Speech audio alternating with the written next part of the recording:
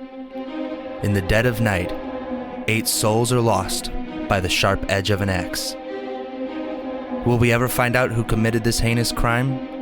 And do their souls still lurk the halls of the Villisca Ax Murder House? We'll pull up a chair and join us around the haunting table.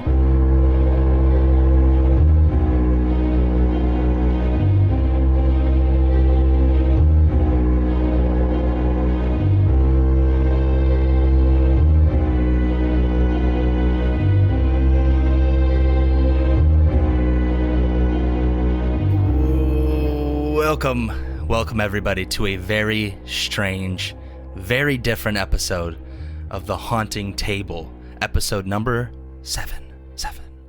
Who are you? Who am I? Stop it. That's so strange. Where are we? So first of all, to all you watching on YouTube and wondering what the fuck's going on, and to all of you not watching on YouTube but listening to the podcast and wondering why the fuck is he addressing the YouTube viewers, we are doing something different today. Due to a mandatory quarantine by one of our ghost boys, because the world is weird right now. So sorry. Please don't become a real ghost boy. Just be you. So what we are doing today is we're all in the comfort of our own homes with no pants on, but we got our ghost boy shirts on. So yeah, we're gonna try and do the best we can with what we have, and we're doing this over Discord. So if the audio quality is a little different, a little wavery at points, a little robotic, that's why we can't get the best quality through Discord. But I digress. Welcome everybody back to the Haunting Table. I'm your ghost boy, Jake Woods, accompanied by ghost boy Tyler Carroll. Hey, got it right. What's up? Anthony Adamson. Hi. How you guys doing tonight? Welcome, everybody, to a very special episode of The Haunting Table. And the special part is just that we're not doing any investigation today, which sucks. Oh. It does. It's lame. It sucks. I really wanted to go to this place, but yeah. Fuck you, COVID. Fuck you, COVID. Literally. And fuck you, other things that would keep us from coming to this house. Foreshadowing. But anyway, thank you all for coming back and rejoining the Haunting Table and pulling up that chair. If you haven't already seen the previous episode, we are in... Where were we, Anthony? We were in Malvern Manor. Malvern, Iowa. Malvern, Iowa. It was in Malvern, fucking Iowa. lit. It was awesome. If you haven't watched that episode, please go back and listen to that episode because it is great. It was a lot of fun. It was the latest we've ever recorded an episode, and actually, this is the earliest we've ever recorded an episode. Yeah. It is currently 6:52 p.m. like an actual normal time. Usually, don't even arrive at the place by this. Yeah, to be a functioning adult in society. This is about the time we usually show up at a building to start doing everything. But yeah, so not even up yet. If you haven't, go check out that episode, and if you haven't, check out our Instagram and our Twitter to just keep up on the latest stuff on Puppy Sunday, which was today. So go take a look at who was the puppy that we posted today? That was what was his name? Which one was it? Was it the little one? It was Bear.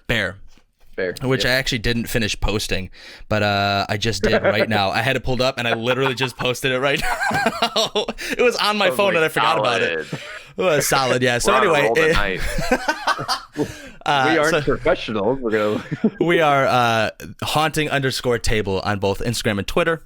And if you want to give us some tips or tricks on the art of podcasting, or if you have information on where we could go next, and you can get us in there, please visit thehauntingtable@gmail.com and send us some information for whatever you want.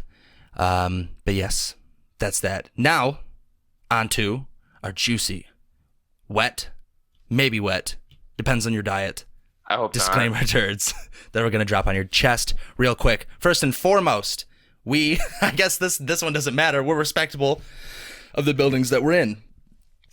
We do our investigations. We are given permission before we do any of our investigations, of course. But that doesn't apply here because we are currently at home, so we can leave that turd off your chest. You're only getting 2 disclaimer turds on your chest today. Boo. No investigation and only 2 turds?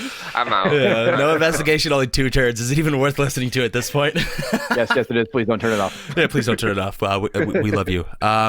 But the other disclaimer is be respectful. We are respectful. Whenever we are talking about a story, we are respectful for the victims. We are respectful towards the stories and the anything else that is involved, anything that might be, sort of malicious. We try not to denigrate any of the victims or victims' families. And then last but not least, the third one that I always forget. What was it, Anthony? Wait, we said be respectful. Yeah. Right? Yeah. Yep. Yeah. We said well, with the one I'm just messing with him. There's no more. That was it. That was everything. Be respectful. We get permission. You're a piece of shit. We get permission. There's our third turd. It's fucking Jay. Hell yeah, that's me. It's your boy, Ghost Boy Turd, J Turd. But anyway, Ghost Boy Turd, J guy. Moving on to, hey, Tyler, where are we today? We are in our houses. Of our own homes. We are in the comfort of our own homes. Where we wanted to be, correct, was Villisca, Iowa.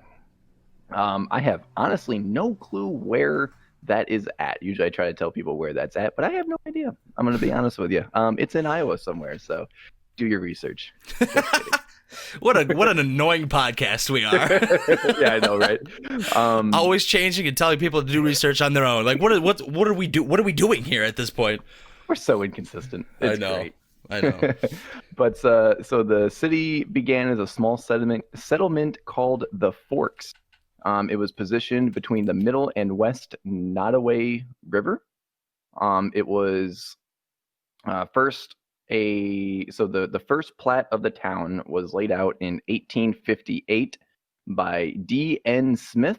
There's those freaking abbreviations. Yeah, there's those damn abbreviations, man, over here, because no one wants to type out actual names. Right. But D.N. Smith of the Chicago, Burlington, and Quincy Railroad, you've heard about them before in many a podcast. Previously. You raising your hand? Why are you raising your hand? So Villisca, Iowa is Jesus actually Christ. 42 minutes east of Malvern Manor, directly east. So really? Yeah, we actually went farther to get to Malvern. We drove right by it. Jesus. Oh my God. All right. So it's by Omaha. We're literally doing this from the comfort of our own homes, and we choose to do a building that's super close to where we could actually go instead of reaching the space of the rest of the world. Well, there's a reason why. There is a reason why. There is a reason why we will get to later on after. It's funny. It's our own little reason. Yeah. So, but he named the town Villisca, which he said meant just. I'll get to this near the end. I'm not sure when I want to drop the other part of this. And but the guy that named it, what's his name again?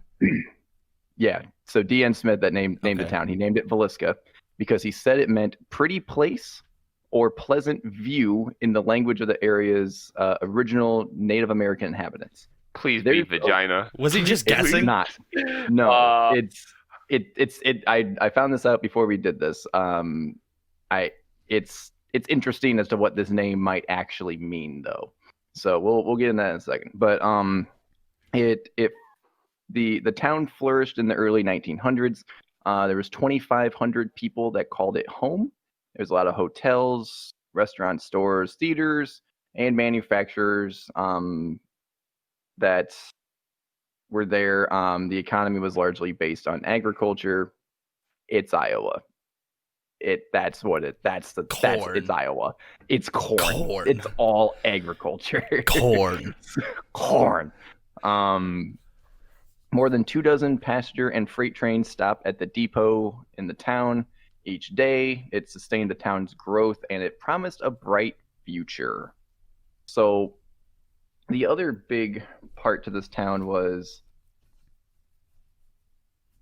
nice. You like that? Yeah. I like how a little muted emblem shows up because it's Discord. The community itself has a very proud military beginning with the construction it was 1912 of Iowa's only publicly funded and longest operating armory. And that was on the north side of this town, north side of the town square. Villisca's Company F has represented just the town, Company the community, F? the state. Like just the letter F? Yeah, that's all it said. Company F. Yeah. That sounds very, very like sketchy. Sounds like somebody like alien. had like leave a generic name, like it's just default, and they just forgot to change it halfway through. Or it's like super secretive, like Area 51. Bro, that's what I'm thinking. Like, yeah, Company F. This little town of 2,500 people got some crazy military background that they don't want us to know about. Call it Company F. Or they might be hiding the story we're about to tell you. Ghosts. Oh my god. Oh. Moving on. So, it represented the community, the state, and the country. It says they really like this military Company F apparently. They had a 1916 expedition into Mexico. They represented them in World War I, II, Korea, and Vietnam. I guess Villisca is the site of a Pulitzer Prize-winning photo as well. Oh. I don't know. Depicting Lieutenant Colonel Robert Moore greeting his family at the depot after returning from service in Africa. This photo appears in the July 26, 1943 issue of Life magazine. The picture we will definitely have up. I have it here. It's him pretty much hugging what looks like his daughter really tightly. It's actually a really cool picture, and his wife standing there and everything. It's actually a cool picture. I don't know about. Send it through Discord so we can see it, because that's the thing about doing this is we can do that. Okay, so it's a really good picture though, honestly. Like of someone just coming back from war. And Anthony, quit raising your hand. Please stop raising your hand. Just speak. So okay. So Company F wasn't like a armory, just like a business. It was an actual branch of the military, because like they have the way that they name. That makes it sound even more secretive. Company F. They have like it's all letter, like alphabet, like Bravo, like it's all that kind of stuff. So I just found it online. So it's like it's a National Guard. It was a National Guard company. Okay. Interesting. Okay. Cool. All right. Sweet. Doing your research. Because we would prefer to be able to do it for you. We're being honest here. Yeah. So, yeah, I guess big military background through this place. Good old. I don't even know what the Pulitzer Prize is, to be honest with you. I am an uncultured heathen, I guess. Doing the research. So, Jesus. God. You give this man a computer during a live podcast and he's just over here typing away, just like, oh, let's find this. Actually, hang on. I'm the smart one raising my hand. Actually, teacher, like, you fucking nerd. Right. Pulitzer Prize award for achievements in newspaper, magazine, and online journalism, literature, and musical composition within the United States. It was first awarded in 1917. Cool. Thanks for that. Hot knowledge. Dropping Google knowledge. Google knowledge. Appreciate you, man. We love you. We do. Yeah, sometimes. Most of the time. All right, moving on. Yeah, you're right. Anyway, so the town of Villisca, it's in just to kind of give a little bit of current info, I guess. It's in Montgomery County. That's in Iowa. The population right now is 1,252 as of the 2010 census. 1,252, 1,252. Yep. Nice. It keeps going down, by the way. So the population in 1990 was 1,332. I guess that number included 638 families. Yeah, so I guess the town keeps getting smaller and smaller. It's weird. I don't know. I mean, I don't know. We came from a place without getting into politics. We'll just say it's just getting smaller. I don't know why it would, but it's a small town. Small towns usually get smaller unless they boom in Iowa. Unless their economy is growing. Honestly, usually the recession probably destroyed it. Well, yeah, that too. But unless the town is growing, people aren't going to stay there. Yeah. If there's no growth, people move to where there is growth. Yeah. So unless you farm corn. Right. The town itself is 4 square kilometers, I guess, which is 1.5 miles. I was gonna say I'm an American. I don't know what kilometers means. Come on. What is your fucking weird Europe language? That's why I'm doing. What is that weird language you use that the rest of the world uses? Hey, like you weirdo. What's this strange America? Everywhere in the entire world, all 200 countries of the rest of the world uses, but we use miles. But this is America.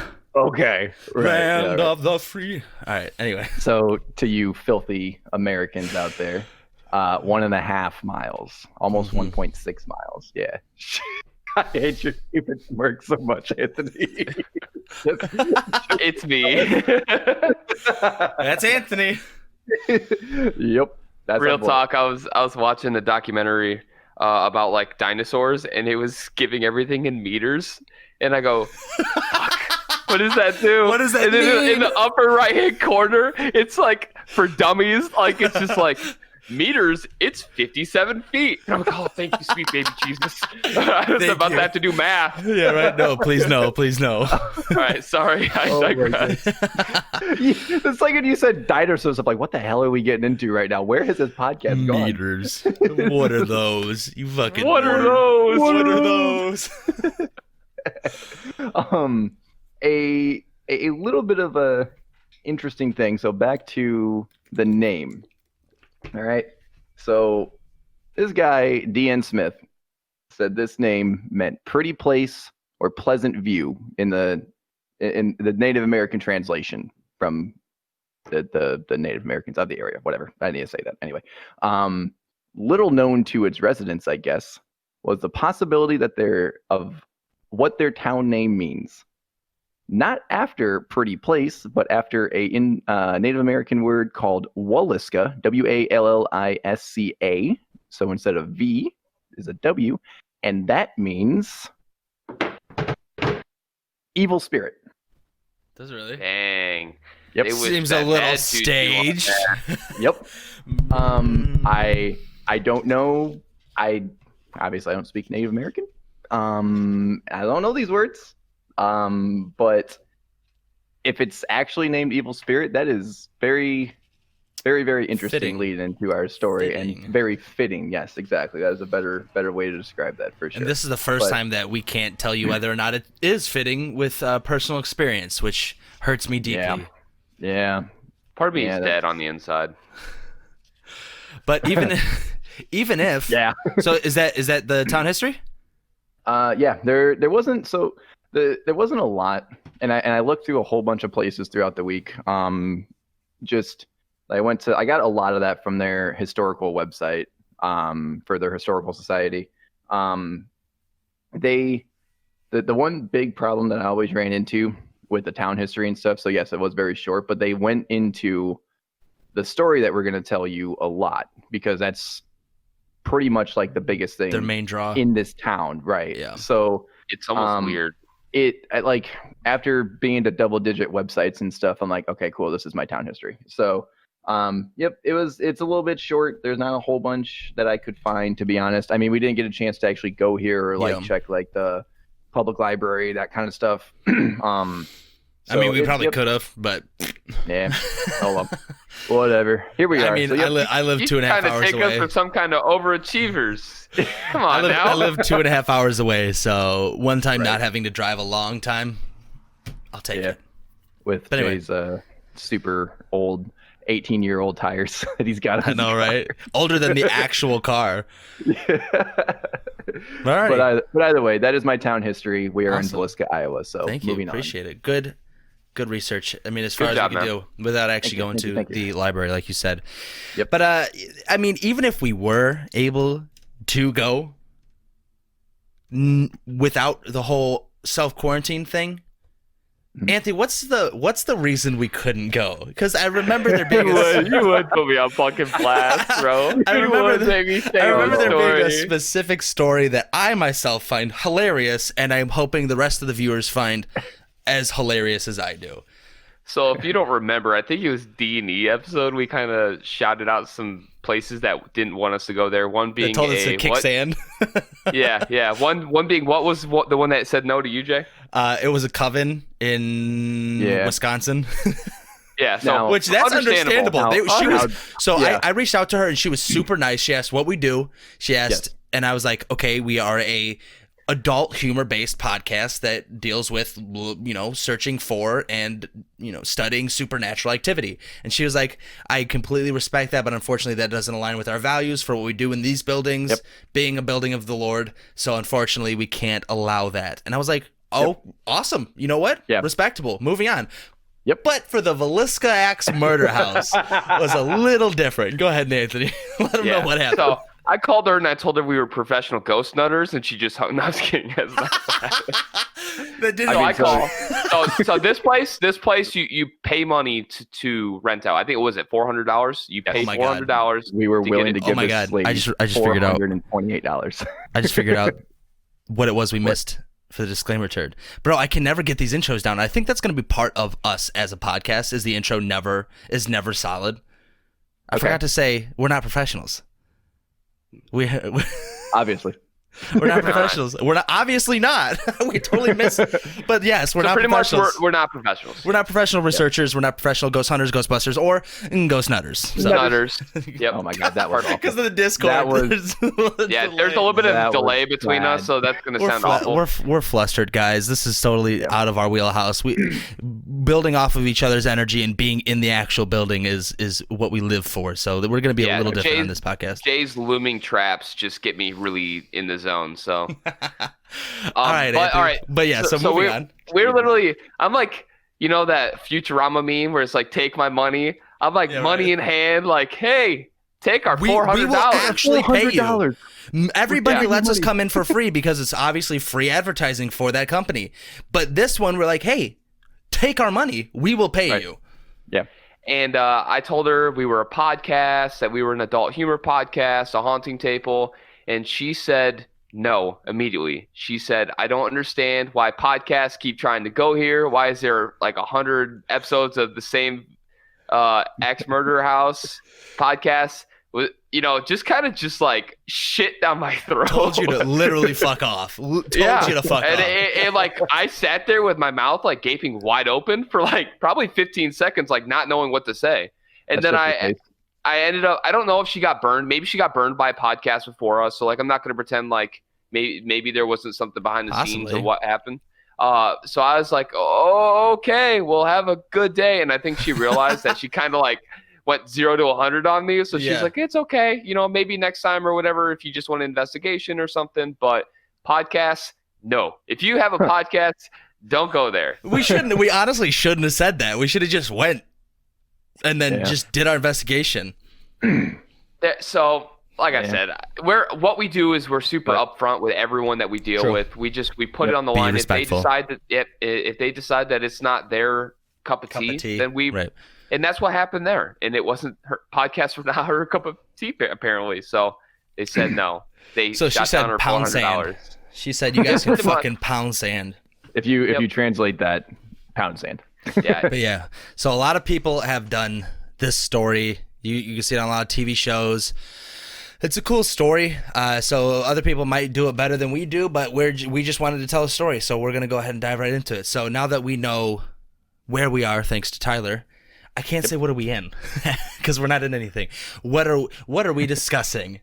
So we'll just do that. I really need I need to make jingle transitions. So like when we're talking about moving to, hey Tyler, what town are we in or something crazy. Like if we could do like a weird transition, so it's not just dead silence and me going, all right, so moving on to this. You know what I mean?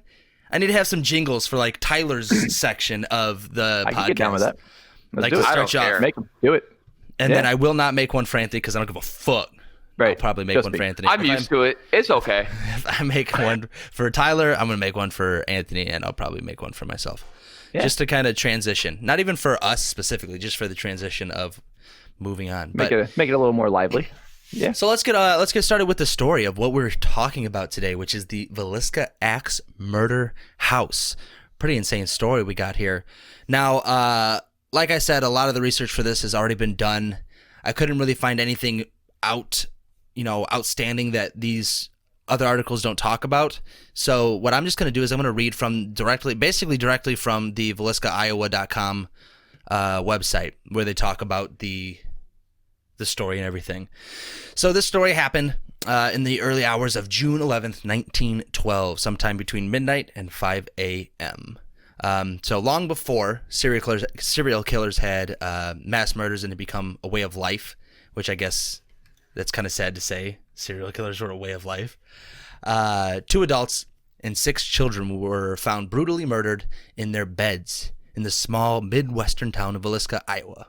During the weeks that followed, life in this small town changed forever. That's yeah, it's a little too grabby there. As residents of this small town reinforced locks, openly carried weapons, huddled together while sleeping, newspaper reporters and private detectives flooded the streets. Accusations, rumors, suspicions run rampant among friends and families. Bloodhounds were brought in. Law enforcement agencies from neighboring counties and states joined forces. Hundreds of interviews filled thousands of pages, and yet the murders remained unsolved. The murderer unpunished. To this day, still. Yeah. There's bum, bum, bum. Yeah. To this day, still, it's an unsolved murder, which I feel like could have almost been our as a podcast draw if it was more prominent, because we started off with an unsolved murder and here we are doing another unsolved murder. That would be really cool if we could investigate houses that unsolved murders happened in. You know what I mean? That'd be cool stories to tell. I mean, it's not good for them. Like, rest in peace, and that really stinks. Like, yeah, right. Honestly, I'm not trying to be a smartass. Like, that's just, it's a shame that, women and children in the family were murdered, and it sucks that we'll kind of get into it a little bit later, but it kind of seems kind of, like you said, grabby, like kind of touristy over a murder. Like, it does. And I don't know, man. It just doesn't sit right for me. I agree.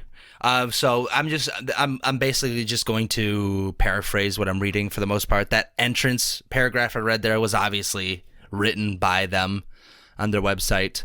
Right. I mean, we can't say too much about being grabby because the intro of the podcast was pretty grabby. So, but we do what we can with what we're given. We're literally, that's our niche. That's literally what we do. That's what we do. They're a city. Like, that's a city page. But anyway, it does sound a little bit. It is a city page thing. It's a little grabby, but whatever.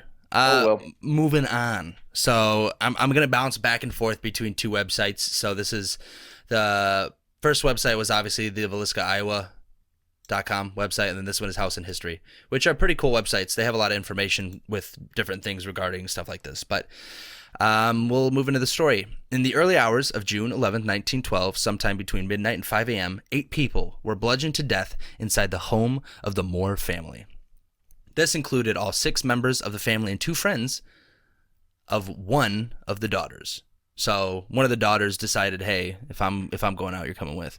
I don't know if that's a tasteless joke, but 6 of the victims that was a little bad. 6 like it's just geez. Like man, how would you like to be that family that like? No, I know. Like, well, like the parents of the daughters that just right, yeah, it's like you think to yourself, send them over and you think it's good because I've spent we've all had sleepovers. Well, Tyler maybe not, but he has no friends. But he's always jumping on Tyler's back. God damn. That's for that one you got me the last episode. Okay, well, here in his defense, the only reason Anthony knows that I've had sleepovers is because we've done it together. So that's the only reason why. That sounds worse than me not having sleepovers. You 2 guys having sleepovers? Hey man, we were young. Okay. Don't judge us. Yeah, we were young. One bed, in the waters, one blanket, okay. One pair of pajama pants. Back to the serious note. Yes. It's just like you send them away for a night. Hey, you're probably like, hey, we have the kids out of the house. We can relax a little bit tonight because parents kind of like a little bit of time away from their kids sometimes. And sadly, like no one would imagine something that awful happening. And then almost feeling like maybe I should have said no.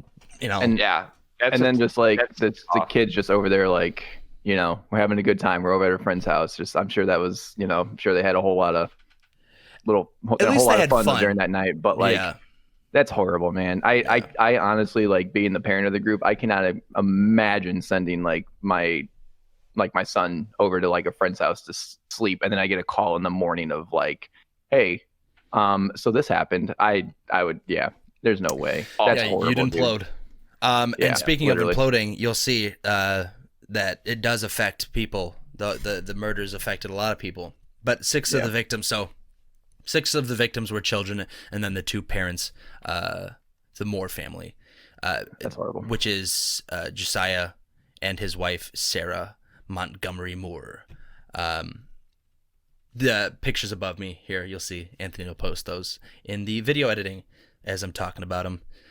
So yeah, Josiah Moore and his wife Sarah Montgomery, which I'm assuming is also Moore, but they have it just as Montgomery, had 4 children: Herman 11, Mary 10, Boyd 7, and Paul 5. Josiah was a local businessman with his own hardware store. That'd be pretty dope. I mean, growing up in those times where there's no technology, having a hardware store, bro, you're the talk of the town. For sure. His wife Sarah, when not looking after 4 children, was active in the local church. So, I mean, that's kind of how everything was back then. You were either in the church or you were, sent to drown in the ocean because you were a witch. So you really had no choices. I mean, it wasn't that long ago. This is early 1800s, late 1800s. On the night of June 10th, the Moore family spent the evening at a Presbyterian church where they took part in a Children's Day program. This was an event Sarah had helped coordinate. So she set this up, and this is what they were doing. Mary, who was 10 years old, invited 2 friends, sisters Ina May, I'm assuming it's Ina. She was 8. And then Lena Gertrude Stillinger. These words are so hard to pronounce. Stillinger. Yeah. Yeah. She was 12. So May was 8 and Lena was 12 to stay the night. The family had 2 sisters. The family and the 2 sisters would arrive back from church around 10 p.m. That evening, nobody heard any kind of disturbance coming from the Moore house. However, the next morning, the neighbor, Mary Peckham, noticed the family hadn't come outside to do any of their usual chores. So back then, because there was no like a lot of TV or technology, you're always doing stuff around the house. So you're doing chores, you're outside, you're keeping yourself busy. And if you're not coming out, even for a little bit, some people might see that like today, if someone came and knocked on my door because they didn't see me come out today, I'd be like, bitch, leave me alone. I just didn't want to come outside today. I didn't see you come outside to do any chores. And how's that your business? Back then, it's a little different. So, which is why Mary, who noticed the family didn't come out to do any of the chores, started knocking on the front door of the house, but nobody answered, and it was locked. After letting their chickens out, she rang Rose Moore, letting their chickens out. If that doesn't yell the time period, then I don't know what does. After letting her chickens out, she rang Ross Moore, the brother of Josiah. And so here's a picture of Mary, posted up here on top. Like Mary, Ross, the brother of Josiah, got no answer when knocking on the door, so he let himself in using his own key. Imagine that, man. Yeah. While Peckham stood on the porch, Moore went into the parlor and opened the guest bedroom door. Inside, he found Ina and Lena Stillinger, the friends, their lifeless bodies on the bed. Seeing one dead body brutally murdered, that would tear you up inside. Seeing 2 sisters, that would tear you up even more inside. Seeing an entire fucking family, 6 children, that would fucking destroy you. But how do you live? Like, how do you fucking, right. I don't know. How do you close your eyes? Because I'll scroll through Reddit. I'll scroll through Reddit. I don't know if anybody uses Reddit, the 50-50 subreddit, where it's like, this is either a picture of a flower or the picture of a severed dick. And it's like, it's 50-50, it's blurred out, so you don't know, click it, and sometimes it's the severed dick. And those images get buried into my brain for like a week until I could just force myself to forget them. And this is a picture on a smartphone. Imagine seeing that severed dick in person. And that's just that. Imagine seeing an entire slaughtered family, 6 children.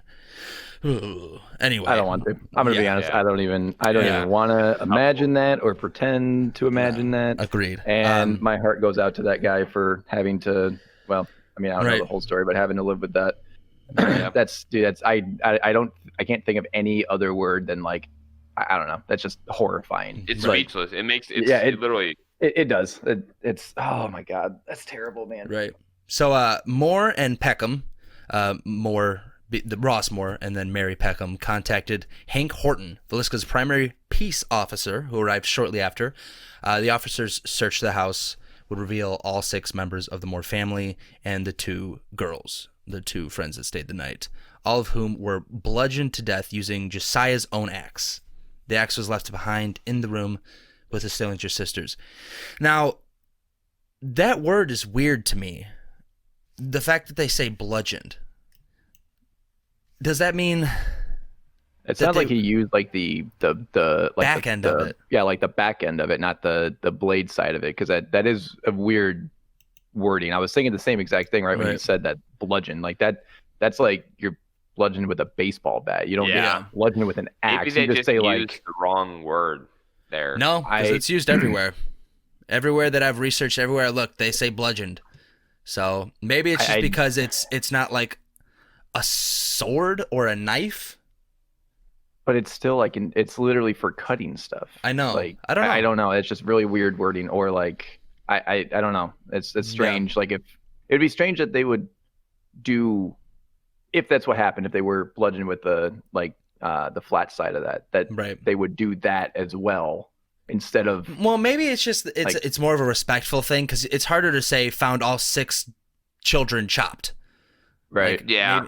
Maybe it just sounds better. On Webster it says to hit with heavy impact with a bludgeon to death, to attack or overcome by aggressive argument, blah, blah, blah. So, I mean, obviously, don't worry about that part. Sorry, I shouldn't have said that. But I think it's just like, because, I can't read very well. No, but good.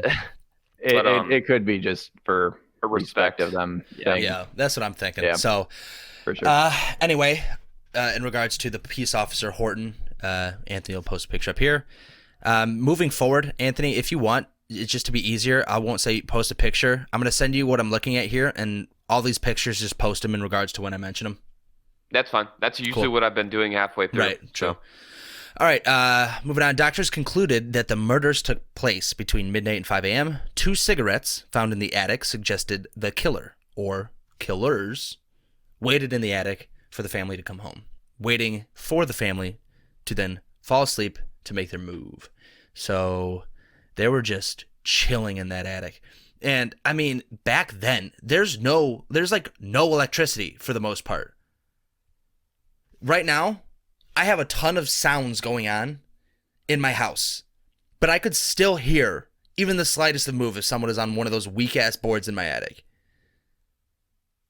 How do they not hear? How were they so still for that long? Yeah. I don't know. Like, you would figure if that's like middle of the night, right, when everyone goes to sleep, dead silent. Like that person, or possibly persons, if there's 2 cigarettes, maybe just I feel like it'd probably just be one, be like with 2 cigarettes, I guess, being up there for that long. But like, you figure, like, I don't know, that family went to go do something, went to dinner or something, right? Like, I don't know, like 6, 7. They were home before dark, and that they sat up there in that attic for 4 hours. A long time. Like, it sounds easily. Like they were probably up there since before they got back from church. Yeah. Like. So they were up there. They got home at 10. So let's say they got up in the attic at 10. They got up right before they got home. They went up in the attic at 10 p.m. They're saying the murders took place between midnight and 5 a.m., which is a minimum of 2 hours sitting absolutely still in an attic. Because remember, this is 1912. Like they said, so I don't know. These boards are creaky as fuck. There's some things that I've heard about this that just makes me question, and the fact that everyone I've asked, everyone that I've talked to, can't find a police report of this. Like the actual police report. Well, that's what I was going to say. That was another thing, is I was looking up to see if I could find police reports. So like, maybe crime scene photos or things that I could normally find when it's an actual investigation that happened, but I wasn't able to. Nothing. So I don't know. I mean, I'm not trying to like down on anyone, but who knows? It could have been somebody else's cigarettes. Maybe they waited up there, maybe they didn't. It just seems fishy for the whole story seems fishy. Yeah, it just doesn't. But we'll get into it doesn't add up. Yeah, we'll get into it. So reminiscent of like the Roadhouse, to be honest. Like it's just like I don't know. But there's actual evidence and crime scene investigations and documentation of the Roadhouse. Pictures of the bodies and the caskets that's fair. Yeah. But anyway, so the killer or killers began in the master bedroom where Josiah and Sarah Moore were sleeping. Josiah received more blows from the axe than any other victim. His face had been cut to such an extent that both of his eyes were missing. That's brutal. While they used the blade of the axe on Josiah, the rest of the victims were used with the back end, blunt end of the axe. Okay. Jesus so it sounds Christ. like there was some anger, like that. That for me, that sounds anger. Like that's a direct attack on him, right? And it seems like everyone else was just there, and they just got caught up being a family member or in the same location, which I mean sucks. Yeah. So normally when it's a hired hit or something just for business, they just go in there to kill you and then you're done. But from this, it sounds like they were really trying to send a message, so to speak. Yep. After killing the parents, they proceeded into the children's rooms and bludgeoned Herman, Mary, Arthur, and Paul. The killer, and then, or killers, then returned to the master bedroom to inflict more blows on the parents. So they killed the parents, went to kill the kids, and then came back to then even more so kill the parents. While doing so, the killers knocked over a shoe that had filled with blood.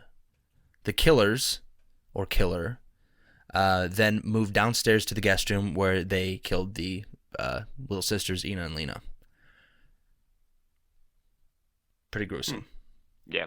That silence is just speaks volume that we literally have no idea what to say about this. Yeah, it's this is a tough one because you got to be respectful about it, but you got to also question some of the things going on with it. Right. Like, not saying these people weren't murdered, but no. Why I know was what there you a mean. shoe? Why was there a shoe? Why does that matter? Like, why is it a shoe? Yeah. Knocked over a shoe filled with blood and how does it fill with blood? Yeah, because they're on a bed. A bed. Have you seen people? Yeah. The bed absorbs pretty much everything. Have you ever pissed on your bed and then it roll off to the side? Because I've done that many nights. Actually, I have a funny story of why I said that. So I'm going to tell this story just to kind of lighten the mood a little bit here. One time. So this is back in my bachelor days. I mean, I'm still a bachelor, but this is back when I, was acting like a bachelor and not just a lonely man that sits with his puppy and plays video games. It's been a long year. But so back in the day, I was renting out a townhouse, and I'd have parties or people would come over and we'd hang out and drink. Well, one time it was me, a couple of my buddies, and this female I was talking to. And she was blasted drunk. I mean, to the point to where she couldn't even hold her head up anymore. And I guess she also takes anxiety pills, which messed with it. So she gets up. She stands up. First thing she does when she stands up, so couch, glass coffee table. Stands up, hits her head on the glass coffee table. Like, I mean, I'm surprised the glass didn't break. She then moves into the hallway. Now, staring at the hallway, you have this, and then it goes to the right to the bathroom, left to my bedroom. So she walks into this hallway, turns left. First, I'm thinking she's going to the bathroom. And then I see her turn left. I'm like, oh, fuck, what's about to happen? She pulls her pants down, sits on my bed, and starts peeing on my mattress. Nice, bro. Did you burn it? She finishes. No, I'm still using it to this day. She finished. I like the memories, man. Sometimes. The good old days. That's too much. Too much. He just let it dry. He didn't even actually wash it. So she pulls her pants up, she pulls her pants up, pulls the blanket over, and then goes to sleep because she knew she was on a fucking mattress. And the whole time this is happening, I I don't know what to do. I'm so dumbfounded that this is happening. My face is like, like, do I grab her like a child or do I just let her do it? So I let her do it. And that's forever imprinted on my brain. But the reason I'm saying that is, if you were to piss on a bed, it doesn't just roll off the side and then drip like an overfilled sink. It soaks into the bed. So blood's just not going to roll off a bed and fill a shoe. That doesn't make sense. Right? Am I done? Is anybody? No, I agree. Okay, cool. Yeah. I agree. Cool. I thought you had more. So no, that's literally it. All right. Anyway, story time. You just wanted to tell the piss story. Let's be real. You've been waiting. Well, kinda. All right. I just wanted to tell that story so that way you guys didn't think I just pissed my bed. So because I said that, you guys are like, "Wait, what?" Like, okay, fine. I guess I gotta tell you. Anyway, moving back into the story, the investigators believed that all the victims, except for Lena, one of the sisters that was invited over, had been asleep when murdered. So everybody was asleep except for Lena. They believe that she was awake and tried to fight back, and she was found with a defensive wound on her arm. Lena's nightgown was pushed up to her waist, and she was wearing no undergarments. A little brutal, but yeah. Fuck that person. I hope he fucking rots in hell. Seriously. Yeah. Well, he is, definitely. And if there is no hell, I hope it's just continual blackness for him, and all he hears is the cries of his victims for the rest of eternity. This led the police to believe that the killers obviously sexually molested or attempted to do so. So we're going to go on the assumption that they attempted to. Just so that way it's better a better mindset to think that they didn't actually get to do it. Over time, many residents of Villisca were suspected in the murder of the Moore family and 2 young Stillinger girls. However, it was Reverend Lynn George Kelly who police... That's worded weird. I'm going to read that differently. It was Reverend Lynn George Kelly who the police were closest to nailing for the murders. A reverend, huh? Well, that seems weird. Was it Reverend a part of their church? Wouldn't he have been at the event they were doing at the Presbyterian Church? Maybe a different Reverend? I don't know. What church did it? I've heard rumors that it was a traveling like Reverend / Bible salesman or whatever. So maybe that's who they were thinking of. If it was a love interest, maybe that's why, because she was very involved in the church and he maybe wasn't as much. That would explain why there was so much emphasis on his, murder. On his attack. I don't know. This is one of those ones where it could be a bunch of things, and I have some things in my interviews that kind of play which make me geared towards something else. Okay, cool. We'll move to that a little bit later. Reverend Lynn George Kelly was an English-born traveling minister. Forgot neither. Mocassins. Hey, I didn't misread this. I just left off a letter. Mocassins. Hey, gotta get one of them mocassins. I'm gonna go put my mocassins on. That's the shout out from the last episode where he meant to say moccasins. Those mocassins you put on your feet. I just bought some new mocassins at the Walmart. But anyway, Reverend Lynn George Kelly was an English-born traveling minister. He just so happened to be in town on the night of the murders. Kelly was described as peculiar, reportedly having suffered a mental breakdown as an adolescent. I don't know what the fuck that has to do with anything, but okay. As an adult, he what the fuck is that? Why is that in there? Oh, he reportedly had a mental breakdown as a kid. Okay. I think they're smearing him. I think it's one of those smear campaigns. Yeah. It's like, who gives a fuck? As a kid, I had a mental breakdown as a kid one time because I thought I went through that existential thought where it's like, why am I the only one that can see through my eyes? You know what I mean? Like, you're a kid. You're thinking of weird things in your life. So, yeah, think about that. That tore me up for a while. Right? Why are you the only one that can see through your eyes? That tore me up for a long time. There's more to think about other people seeing through my eyes, to be honest with you. But it's like there are millions and billions of people in the world. Why can you see? Why are you able to see? And why is it your eyes that you see through? It tore me up as a kid. I don't know why. But anyway. That explains a lot, bro. that I think deeply, Anthony. You fucking football. What are you, a pair of binoculars? Yeah, you knuckle dragon oaf. Yeah, Anthony, I throw football. That's all I do. Oh, football. Yeah. Oh, football. Oh, police. Oh, me, big boy. Me, tall, big Sounds boy. about right. Me, yeah, American. Right. What are meter? Anyway. As an adult, he was accused of. Okay, so this makes it seem a little worse. As an adult, the Reverend was accused of peeping and several times asking. Okay, this is weirdly written. I'm having a hard time reading this.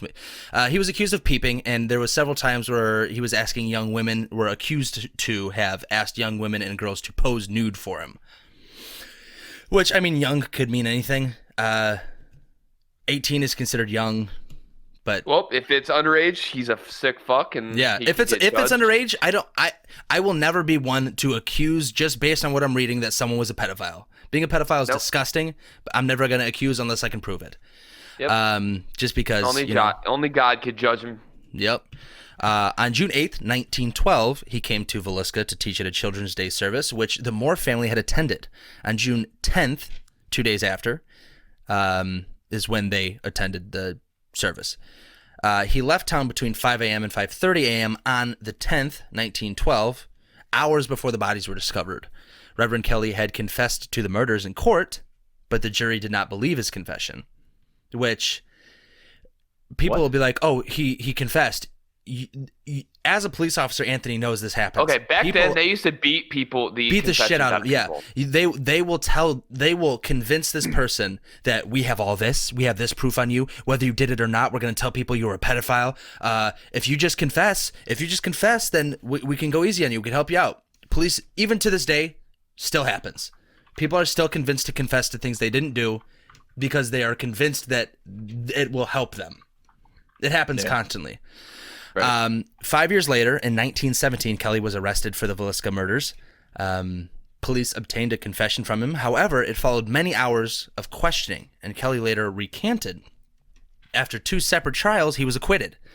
At the Villisca Ax murder, and the Villisca Ax murders remained unsolved. So, I mean, that happens where people are pushed and convinced that you can if you are good at selling or you know how the brain works, you can convince a person of thinking they're guilty. Yeah. There's been multiple documentaries on there where people have confessed even because they've been interrogated for very long hours. They told them that it's the easy way to get a plea deal and that kind of stuff. Yeah, it's there's a right way to do confessions and interrogations, and there's a wrong way, and sadly, it's been abused quite a bit throughout police. Obviously, there's some certain things now in line, procedures, and case law and stuff like that for cops to follow. So it's gotten a lot better, but bad stuff will cause false corruption. Corruption tends to win. It's sad to think, but where money is power and where power is corruption. So where there's money to be made, there's corruption, which sucks. But that's the world we live in. We can just do our best to be good people for who we are and who we're around. But while Reverend Lynn George Kelly came closest to being convicted of the murders, there were plenty of other suspects. So here I'm going to list off a couple of the suspects. There was Frank F. Jones, who was an Iowa state senator and a prominent member of the town. Josiah Moore worked with Frank at their store for several years until he opened his own company in 1908. According to the Villisca residents, Jones was extremely upset that Moore left the company, while also taking the very lucrative John Deere franchise with him. So, I mean, that also sounds like, okay, that could make sense. I mean, that's why he was more brutally hit than the other ones, And then there's William Mansfield, who also went by the name George Worley and Jack Turnbaugh. 2 different names? 3 different names, yeah. William Mansfield, who also went by the names of George Worley and Jack Turnbaugh, was believed to have been fired by Frank F. Jones to carry out hired by him to carry out the murder. So he was considered to be a gun for hire Payroll records, however, provide an alibi that placed Mansfield in Illinois at the time of the murders. So, obviously, he's out. But, like, why would they jump to... He can still pay somebody, right? He could still be out of the state and have somebody murder someone for him. But, I mean, even still, like, why would you even think of this guy as being paid for? He wasn't there. He had nothing to do with it. How did he come up in the conversation? I don't know. Yeah. So, weird. A lot of weird stuff about it. Henry Moore was convicted of killing his mother and grandmother. So, Henry Moore is another one. Was convicted of killing his mother and grandmother in Columbia, Missouri, just months after the Villisca Ax murders. He carried out the murder in a similar fashion to the Villisca Ax murders. Why do I keep wanting to say ass? Villisca Ax murders. Different podcast. Oh my God. But anyway, he carried out the murders in a similar fashion, brutally murdering them with an axe. 22 other axe murders had been committed in the Midwest during this time period. It was suggested that Moore was a serial killer who had a hand in all these killings. Despite the same surname, he was no relation to the murdered Moore family. So even though he had the same last name, he had no relation to him. I was actually about to ask, and then he kept kind of going with that. Yep. But okay, gotcha. So couple pictures here that Anthony could post here. I'll just send you this link. Now, more than 100 years later, it's unlikely that we will ever find out who committed the crime. The Villisca Ax Murder House will remain a mystery, never to be solved.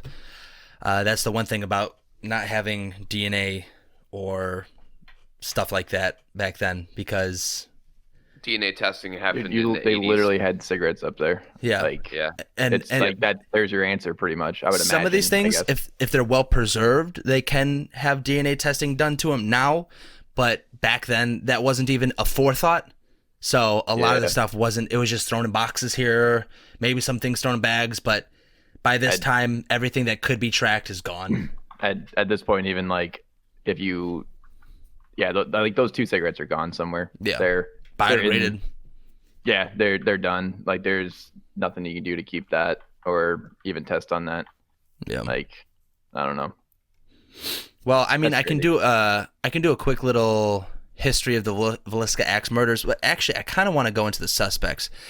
So there is, of course, the senator and all this. There's more to it. So as to why, and I kind of want to jump into those. You guys want to do that? Yeah, go into it. Cool. So we'll start with the senator. The state senator, what was his name again? Let's find out. Frank F. Jones. So I'll just read from this page. This is directly from the Villisca, Iowa website. While no one was ever convicted of the Ax murders, there did seem to be no shortage of suspects. In the days following the crimes, you could have read about at least 4 possibilities in any edition of the newspaper. Many of the leads, however, were quickly exhausted, and as time wore on, they began to dwindle. Today, a historian and those who have studied the Ax murders extensively seem to be made up of 3 camps, whatever that means. For more information regarding suspects, click on fucking out of here. There are many who believe Frank F. Jones, a prominent Villisca resident in the state Iowa Senate, was responsible for the brutal deaths of the Moores and the Stillinger children. Others admittedly... Is this even gonna... So I'm over here reading this shit for no fucking reason. Okay. We're gonna... So I found something. Just to give you guys a heads up on the technology that was happening in the early 1900s. Fingerprinting was like just starting to come onto the scene around that time, and they were using like mug shots and like bone structure of faces to be able to identify people. And I mean, like, there were people that were twins that were getting arrested. Right. It was wild. So it took policing quite a bit of time because, like I said, DNA happened in like the 80s. So, and that's like the huge thing in like CSI. Like, oh, there's cum everywhere. Get the black light. Where's there's the cum? There's a murder. There's cum everywhere. Get the black light. Where's the cum? That's what he went with. Tell me I'm wrong. Tell me I'm fucking wrong. I mean, there's always, blood you could have went with. Semen. But There's always semen hair and semen everywhere. So hang on. On CSI, it's blood. If you're talking SVU, Law and Order SVU, then it's semen and cum. Come on, man. Jesus, get your show There's right, cum okay? everywhere. But anyway, okay, so I'm gonna go. Let's jump back into this. So back about the state senator, Josiah Moore worked with Frank Jones, the senator, at the Jones store, obviously, like I said earlier, for several years until he opened his own company in 1908. According to the Villisca residents, Jones was extremely upset that Moore had left his employment and managed to take the very lucrative John Deere franchise with him. Rumor was that Moore had an affair with Jones' daughter-in-law, Donna, which further fanned the flames. Detective Wilkerson of the Burns Detective Agency openly accused Frank and his son Albert of hiring William Mansfield to kill Joe. Neither Jones was ever arrested, and both denied vehemently any connections to the murder. So, man, some shady shit going on in Villisca. Okay. Yeah, not good. It's so weird not being. I feel like you guys, it's harder to stay focused because we're not sitting in front of each other. Yeah, no. So we're like zoning out here. But I'm trying to find some. I'm doing some research. Sorry, I was doing some research about it, but I couldn't find anything. Oh well. Yeah. So sorry. Go ahead. I was just gonna go on to William Mansfield, the one that they said might have been hired. There's some stuff here. Hey, go ahead. Sure. William Mansfield, of Blue Island, Illinois, was the prime suspect of the Burns Detective Agency of Kansas City and Detective James Newton Wilkerson. According to the Wilkerson investigation, the murder of Joe Moore and the other occupants of the Moore home, I guess they're going short with Joe Moore, which is, I guess instead of Josiah, they're going Joe. Josiah Moore and the other occupants of the Moore home were committed by Mansfield, who was in turn hired by F.F. Jones. Mansfield was also known as George Worley and or Jack Turnbaugh, which in of itself, you're a shady person if you got 3 different fucking names. Agreed. According to the Wilkerson family, Mansfield was a cocaine fiend and serial killer. Wilkerson also believed Mansfield was responsible for the axe murders of his wife, infant children, father-in-law, and mother-in-law in Blue Island, Illinois, on June 5th, 1914. So even more murders. 2 years after the Villisca murders. The axe murders committed in Paola, Kansas. Paola, maybe? Paola, Kansas, 4 days before Villisca murders, and the murders of Janie Patterson and Janie Miller, 2 Janies. What the hell's happening? But so these are all other murders that he was believed to be responsible for.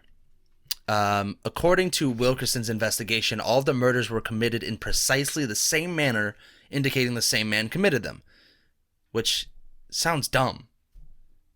Yeah. Swinging an axe is that everyone swings an axe the same way. You swing it over your shoulders, right? Yeah. Dude, they were just throwing darts in the dark, fucking their way through investigations. Throwing darts in the dark. They were good at it, and then I'm guessing there's a lot of people that were just kind of like, yeah. I mean, to even like come up with a name for a suspect's hard to do, though. Like you gotta kind of know what you're doing to be able to. All right, so this, a lot of that is these the times interviews together. And stuff. Yeah, true. Which you have some, so that's gonna help in a little bit. So according to the works, all the murders were committed in precisely the same manner. Indicating or assuming that would mean the same man committed them. Wilkerson stated that he could prove that Mansfield was present in each of these places on the night of the murders. In each murder, the victims were hacked to death with an axe.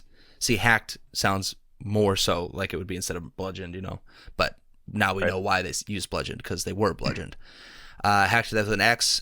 In the mirrors in the homes were covered. So all the mirrors in these homes were covered during these murders, which I think is the same that happened in the Villisca house, or this Villisca, sorry. Yeah, the Villisca house. Right? Weren't the mirrors and stuff? I didn't read anything about that. I heard something about it, but maybe I misread. But I mean, that's a pretty specific tell. Not that's many. An MO. Yeah, that's an MO, because that means that person just didn't want he was trying to dehumanize himself, not wanting to see himself do it. So he could kind of like break apart his mind from the actual act of what he was doing. So that, he could kind of like separate. Yeah, yeah. He doesn't want to actually acknowledge himself killing people. Yep. But the mirrors recovered. A burning lamp with the chimney off was left at the foot of the bed, and were covered, or at the foot of the bed and basin in which the murder washed was found in the kitchen. What the hell I'm having the hardest time reading these words. They're written so weird. In each case, the murderer avoided leaving fingerprints, because they did still fingerprint sweep back then. Yeah. Avoided by wearing gloves, which Wilkerson believed was strong evidence that the man was Mansfield, who knew his fingerprints were on file at the federal military prison at Leavenworth, wherever that is. So there's more of that I can read. There's actually quite a bit here. Wilkerson managed to convince a grand jury to open an investigation in 1916, and Mansfield was arrested and brought to Montgomery County from Kansas City. Payroll records, however, provided an alibi that Mansfield was in Illinois at the time of the Villisca murders. He was released for a lack of evidence and later won a lawsuit he brought against Wilkerson and was awarded $2,225. So that was also a thing that happened a lot. So one thing I was looking up, sorry to kind of cut you off here. On one of these, it was the Moores, right? Yeah. That was who got murdered? Okay. So it said that's on this website, All Things Interesting. It says, after murdering the Moores, the killer had apparently set up some kind of ritual. He covered the Moores' parents' heads with sheets, the Moore children's faces with clothing, and then he went through each room in the house covering all the mirrors and windows with clothes or towels. At some point, he took a 2-pound piece of uncooked bacon from the fridge and placed it in the living room along with a keychain. A bowl of water was found upstairs in the home. Spirals of blood swirling through it. Police believed he washed his hands before. Yeah. So going by that, it says that he covered the mirrors and windows just like the other person, the one guy whoever it was, I don't remember his name. Yeah.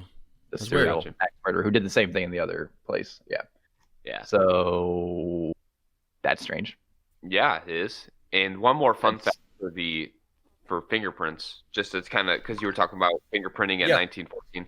The first criminal trial that was used for fingerprinting as evidence was in 1910, and that's from the Smithsonian magazine online. So you got like 4 years of I guess technology from fingerprinting. Does it say where that was? It would have been Clarence, like state or Chicago. Yeah, it would have been Illinois and Chicago. So it makes it makes more sense. I was figuring it was probably a bigger city. Yeah, it makes more sense that they would have that, but then a little town out in Villisca, Iowa would not have it. You know what I mean? So yeah, I was thinking like 1910. Okay, so this was in what 1912? I thought when this murder was. Yeah. So I mean, it would make sense that they wouldn't have that kind of stuff or cared to get it. Very basic knowledge of it, like very like not really how to do it. Yeah. They know it's there. They know fingers leave prints, but like, how do we keep a database of this? Yeah, exactly. All right, so that was Mansfield. We can talk a little bit here on the Reverend. There's not much on the Reverend, but the other prime suspect in the axe murders was Reverend George Kelly, a traveling preacher. Kelly and his wife settled in Macedonia, Iowa in 1912. After several years of preaching throughout the Midwest. In 1917, Kelly was arrested and charged with the murders of one of the victims of the Villisca Ax murders. So he was arrested and charged with the murder of one of the victims. I feel like it was the one with the child that was possibly. Yeah, so it'll say here. I'm just saying this weird. How do you do that? How do you have a house filled with? If I had to guess. If I had to guess, and obviously this is Monday quarterbacking here, I would guess they have a creepy church reverend that they suspect to be a pedophile. They can at least get one of them. They suspect him to be a pedophile. One of the children he just rolled into town. One of the children had some, sexual, I guess, things that happened to her. Was placed in a possible sexual manner. Possible, yeah. Yeah, I could see why they would jump the gun on that one and then pull him in, probably interrogate him. At least get him for one of them, At least get somebody for one of them, but that still doesn't seem right to do. He got acquitted. Yeah, but. Go ahead. No, I was gonna say, like, a jury of your peers, it's gonna be local people. Like, when you go into peer jury, you're supposed to not have any kind of bias or any kind of knowledge. You're not supposed to know anything about it. Yeah. There's no fucking way that anyone in the middle of Iowa, small town America, Midwest, that wouldn't be hearing about these axe murders. Right. There's no way, and they still didn't acquit him. Yeah. Or indict him, I guess. They acquitted him. They didn't indict him. So he was arrested for one of the murders. Kelly was invited to attend the Children's Day exercises at the Presbyterian Church they were at on June 9th of 1912. His presence in Villisca on the night of the murders and his subsequent departure in the early morning of June 10th made him a prime suspect, of course. Kelly's supposed confession made a mockery of law enforcement practices at the time and was withdrawn before his trial even began. Kelly's first trial resulted in a hung jury, and he was finally acquitted by the second, according to information present by Kelly and Tammy Rundle. Kelly moved to Kansas City, Connecticut, and finally New York City. The remaining years of his life and final resting place remain a mystery for this man. So that's him. And then there's Henry Lee Moore, which there is a lot more, because Henry Lee Moore was actually convicted of a lot of different axe murders. 25 axe murders laid at the door of a Missouri convict. So he killed like 30 people. 25 found, possibly 30. And he was the hitman, the possible hitman? The possible hitman was William Mansfield. This guy. Got you. So this was. Did William Mansfield also? He also axed people, right? I just want to make sure, right? He axed his wife and his child. Yeah. Okay, I just want to make sure. There's a lot of axe killing. Well, that's because it was all done by an axe. They were looking into axe murderers, Yeah, because it was a murder. That's a lot. Yeah, that's a lot. That's a lot. So there's a lot here. Fuck, America. We could read through this real quick. Yeah, right. Well, that's not even just America. I mean, Jack the Ripper wasn't America, so there's a lot of weird people out there. Excuse me. I didn't mute my mic. Thanks. You're welcome. There existed a strong possibility that a serial killer was actually at work, and Wilkerson's case against Mansfield actually suggested the same. So, M.W. McClaughry, it's spelled McClaughy, so McClaughry, a federal officer assigned to the Villisca case, actually announced in May of 1913 that he had solved not only the Villisca murders, but 22 others that had been committed in the Midwest around the same time frame. Henry Moore was actually convicted of the murders of his mother and maternal grandmother in Columbia, Missouri, just months after the Villisca murders. Moore's family members were killed just as brutally as the victims of the Villisca house, and his weapon of choice was, of course, an axe. Henry Lee Moore was born November 1st, 1874 in Boone County, Missouri. He was the eldest son of Enoch, E-N-O-C-H, and Georgia Ann Wilson Moore. There were 3 other sons born of the couple. Henry's father was a farmer and served in the Civil War. His mother was a nurse. 2 of Henry's brothers, Tilden and Turner Moore, as well as the father, passed away before 1910. Henry's remaining brother, Charles, died in 1960 in Stockton, California. So, I mean, we can read this, but I think this is just going to go into the murders that he committed. Yeah. The other murders. So it sounds like they found a dude that killed a bunch of other people with axes, and then there was an axe murder. So they're like, oh, he probably did. Yeah.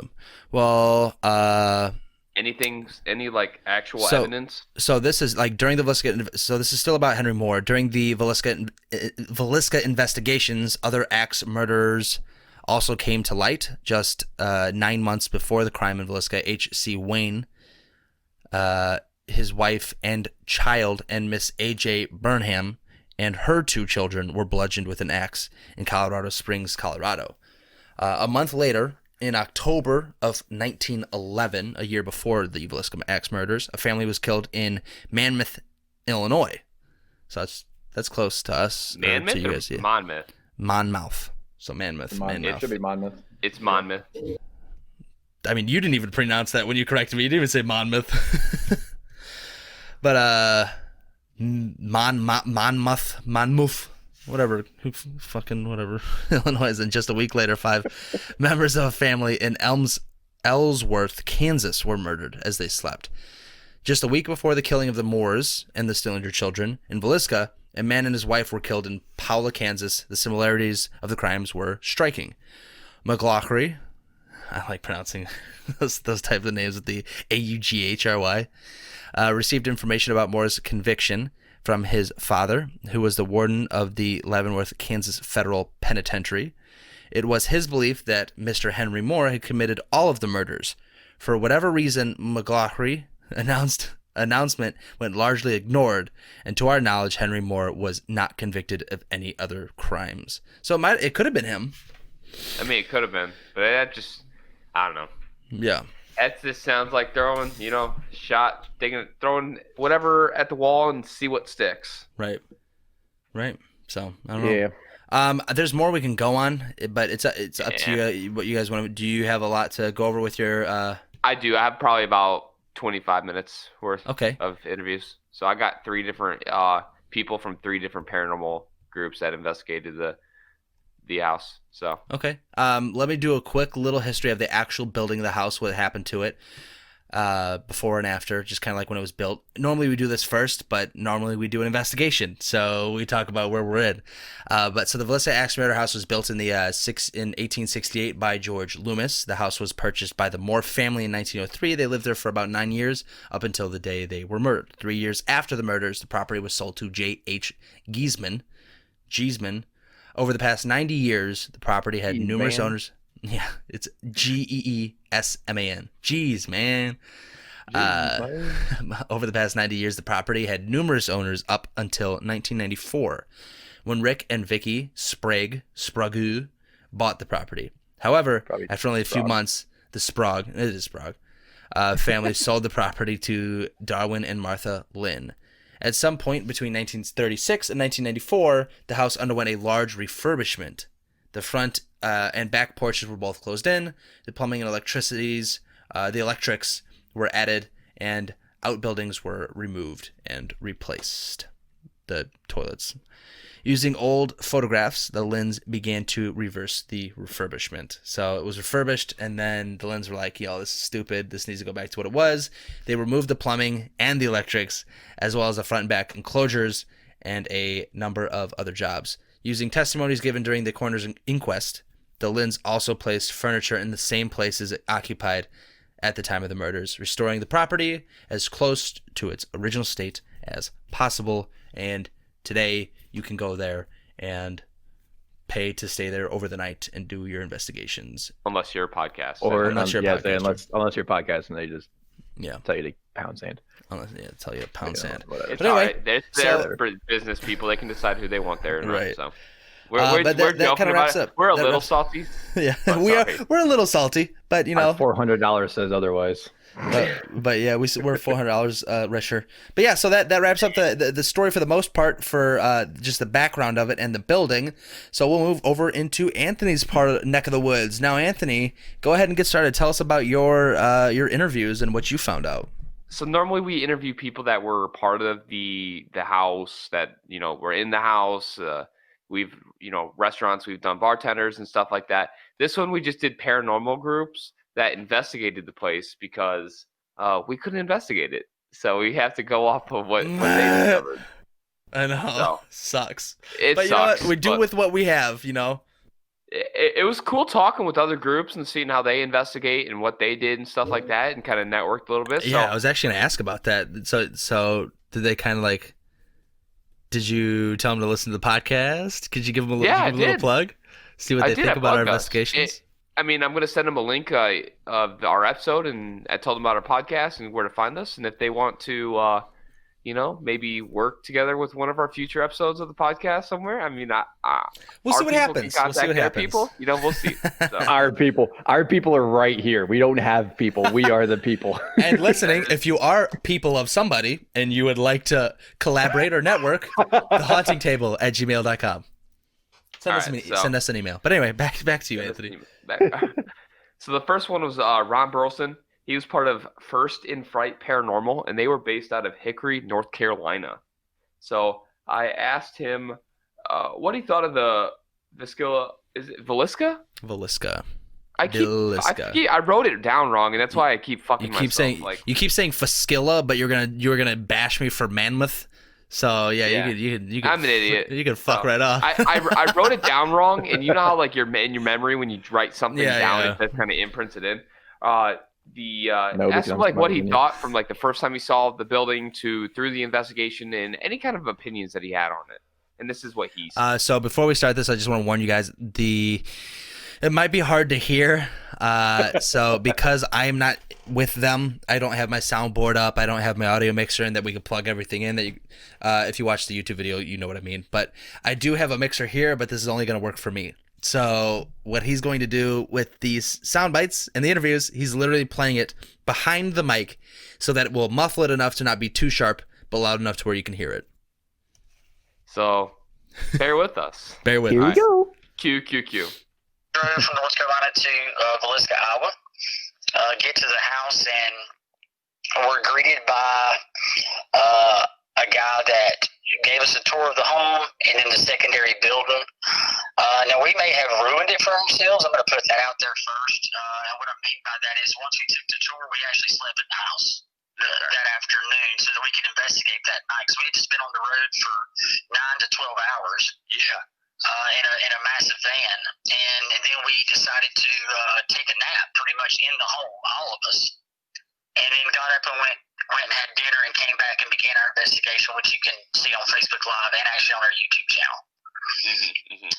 The tour, when we took the tour, all 6 of us are alike. We pretty much think we all have different thoughts on the paranormal, but when it comes to taking tours of places and listening and watching the poise of the person giving the tour, sometimes it can set off alarms. Sometimes it can make us think, is this real? Is this not real? All the things we dove into about the property prior to getting there. Of course, we learned things once we got there, but there were just some things about the tour that seemed off to us. And I think that's where, of course, we're extremely skeptical of the paranormal.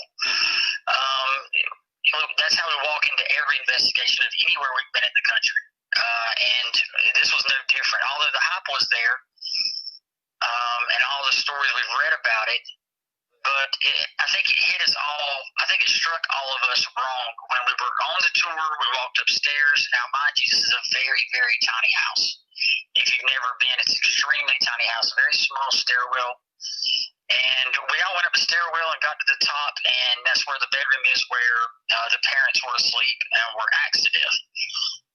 And just the way the gentleman said it, he's like, now if you look up here on the wall, and when you look up on the wall, there's a hole in the wall. And he said, this is where the axe was pulled back to hit the couple, to strike them in the head with the axe, and this is the hole it left in the wall. So I'm going to stop it there. Yeah, you said it was refurbished, right? You think that hole in the wall would have been fixed, right? Right. And actually, listening to that makes a lot of sense. So like we said, we try to be respectful. But the way everything sounds, all these stories and everything, the way the history of the house, which is I'm glad I went through the history of the house so we could hear that it was refurbished, and I mean there was electrics put in, which means walls were taken down and wires were put throughout, right? That's usually what that means. It was wired. Absolutely. Yeah. But so why would there be holes there? First of all, why would there be stains from what happened before? And then that's true. What he was saying, I was thinking about that. Maybe the person we tried to talk to that was so upset with the fact that we want to do a podcast because she's tired of podcasts talking about how it sounds fake. Yeah, it could be. Maybe she's got a business to run. Yeah. So like, I'm not gonna like knock her hustle. You know what I mean? I'm not. Unless her hustle is making up stories about 6 children being murdered to death and one of them being molested. So so here's the deal, and he'll kind of get into it too. I do think it happened. I do think that their deaths happened and that there were murders. I mean, obviously I do believe that a lot of it was over exaggerated just because, you know, like you played the telephone game when you were a kid. You had a line of 10 people and you had to say small and whisper, and that by the time you start to the end, it's completely different. Yeah. And I do think in small town America, being part of small town America, honestly, rumors run rampant and people say shit and it gets really, really out of whack. And I think that might be why this is so off. Like, I believe it happened. A lot of rumors and hearsay. And without a police report, like me, I'd like to see facts. I'd like to see evidence, and I like to see like written statements and stuff like that from people. You know, if people that like these guys, I can usually gauge that they seem like they're pretty honest with me, and I'm pretty good at picking up on that. But something just seems off about this. Yeah. So he's going to keep talking about the investigation and what kind of he discovered and all that kind of stuff. So immediately, let's think about this. Yeah. This happened in 1912. It's now 2020. Yeah, it seems kind of touristy. It felt very touristy. Now, mind you, I'm not saying anything negative about the Villisca Ax Murder House, the property, what they have going on there. It's a very small town, and I assure you this is where their revenue is happening. There's no way around that. But we like to stay in touch with reality, and it just seemed touristy, like you said. So we kept that in mind. As the night went on, or as we went out to eat, come back, we got everything set up, all of our equipment. We have no mediums in the team. We don't base anything off feelings. We don't base anything off what we think or what we hope will happen. Everything we base our evidence on is based on our electronic devices solely. So that way there's no misinterpretation, there's no false claims, or you can't make anything up. If it's on the recorder, if it's on video, it's proof. Mm-hmm. So that's how we proceeded with this, like any other investigation we've done. And in all honesty, we failed to capture anything in that house. Now, the majority of the time, almost all the time, I would say all the time, we are extremely cordial to spirits. We reach out trying to help. But at times, as an investigator, as most investigators know, sometimes you do need to push in order to get results. Mm-hmm. And in the Villisca Ax Murder House, we had 2 team members, Jeremy Humbert and Andy Burleson, who went in together or alone, not the whole entire team. The whole entire team never investigated together. We kept it split up and did different segments. But they went in together and sat upstairs, one in the parents' room and one in one of the kids' room across or down the hallway upstairs. And they began, I wouldn't necessarily say provoking it, but they did really push hard to make something happen. Mm-hmm, mm-hmm. And we tried almost every tactic we could think of to get something to happen, well, with no results. Now, so I'm going to pause it there. We'll just talk a little bit about that, and then there's some more that he kind of gets into. They sound like they investigate just like we do. I was about to say the exact same thing. It sounds like that. So, I mean, I'm a little bit more feely. Like, I would say out of the 3 of us, I'm probably more of the, like, I use my body as part of an instrument. You know what I mean? Like, usually it's the hair. Like, do. Yeah, obviously. Hey, I use my body. But no, like, you know what I mean? Yeah.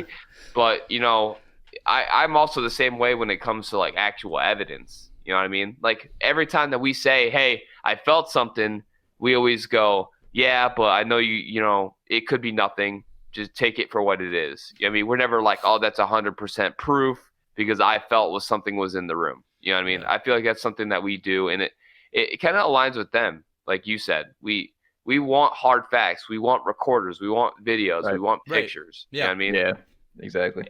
That's how we are. We don't we don't like the sensationalism. That's why you'll listen to some of our episodes and we will tell you we got nothing. And yeah.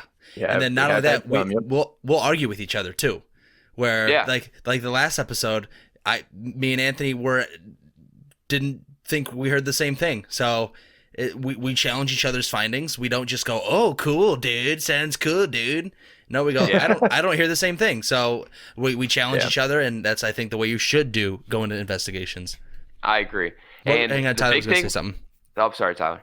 I was actually going to bring that, to tell you the truth, I was actually going to bring that up, that you guys, the last episode, the one audio clip that you guys didn't hear the same thing, that there was some back and forth about that for a good few minutes. Yeah. So, yeah, it's different for everyone. Some people hear one thing, some people hear different stuff, but yeah, we've had some good ones that are definite. Like we're like, yeah, okay, that was definitely something. Right. We've had some that we just don't hear the same thing. Yeah, like honestly. Yeah, that was wild. That was fucking wild. That was the country house. If you haven't watched that episode, go watch that because there was a dope ass EVP in that episode. Oh yeah, I two actually. Yeah, two. I mean, the whole episode's awesome. Yeah. Great episode. Great place. Yep. Great burgers. Fantastic bison burgers. Yeah, so that good. Was. Oh my god. But back into we digress. Moving on. Moving on. Back into the recorder. Here we go. So what is this that we're playing? He's continually talking. So he did. I asked him to just give me from start to finish because that's usually what you do as like when you're talking to people, interviewing people. You don't jam questions. You don't lead. Yeah. You ask them, hey, can you explain what happened from the beginning until the end? Right. And then if you need some clarifying questions, you can ask at the end. And if it's something that you really don't know, then maybe you stop for a second, you make them clarify and let them jump right back. You don't want to lead the witness. Yes. So, and that's kind of what I do with him. And he did an amazing job. He just went from start to finish in what he believed in his own opinions. And I didn't make him say any of this. This is all him, just what he personally believed. Say it, bitch. False confessions. Yep. All right, we're going to jump right back into him talking about the investigation, what his opinions are on the house. Okay. That aside doesn't mean we just mark it up, chalk it up, say, oh, this place isn't haunted. Yeah. Everyone knows the paranormal does what it wants to do when it wants to do it, daytime or nighttime. So in the small, 14, 16 hours we were on property, it's a very small time frame to capture evidence of anything. Mm-hmm. So we keep that in mind. But several of the things that we read that also spiked interest around this property was the fact, I know that there was someone overseas that was willing, I wouldn't say to dispute the murders, but where the gravestones are there in Villisca, we never went visited the gravestones of the entire family, the children and the parents is in a cemetery there. Mm-hmm. And we never went and visited it. And also I believe the original axe is also shown in town somewhere. But Anthony will show a picture of that. We also understood that someone overseas was wanting to come over and exhume the bodies and examine them due to the attention this place got for those murders in 1912. I guess you could say to prove that it actually happened. Yeah. And they were denied access to do that. So we'll talk a little bit about that. Yeah. So we had an overseas. Yeah, sorry, I should have waited, but yeah, you'll post a picture of the axe. I'll send it to you. Yeah. So they went overseas. People were like, "Hey, we can exhume the body. We can, since there's no real police report that we can find right now, we can let you know exactly how they died, how old they were, what happened, and stuff like that." And they just said no. So, I mean, I get it. They maybe thought it was disrespectful, but I mean, how respectful can you be when you have the axe that murdered that many people on display? On display. Yeah. So while you're talking, I saw that too. That's weird. While you're talking, oh shoot, I have some blocking your face. I just screwed that up. Oops. But anyway, that's what happens when we're on Discord. Yeah, if you look at the picture above me right now, there's like they have it displayed next to a gavel with some keys, and there's like you can see the top and shit. Yeah, jewelry. You can see the top left. There's like the sheriff's badge, and then like pictures of headlines and photos. It's just weird. It's weird. Yeah, it just, dude, I don't get it. It's a draw. It's a draw. It's a tourist draw. Yeah. Yeah. And like these people were murdered with it. And six, I don't know, 4 little girls murdered with the axe that is on display right now. So like I would get like it like using the haunted location as like a tourist draw, like oh it's super haunted, like yeah okay, but like it's almost like hey come check out where these guys got axed. Yeah, right. Just seems come check out the axe that killed 6 children. Yeah. It just doesn't sit right, dude. I don't like it. I don't like it. It does. No. It does not. I fully agree on that. That just isn't. That's a little fucked up. All right, so we're just gonna keep continuing because he keeps dropping some hot facts and some interesting stuff. Hot facts.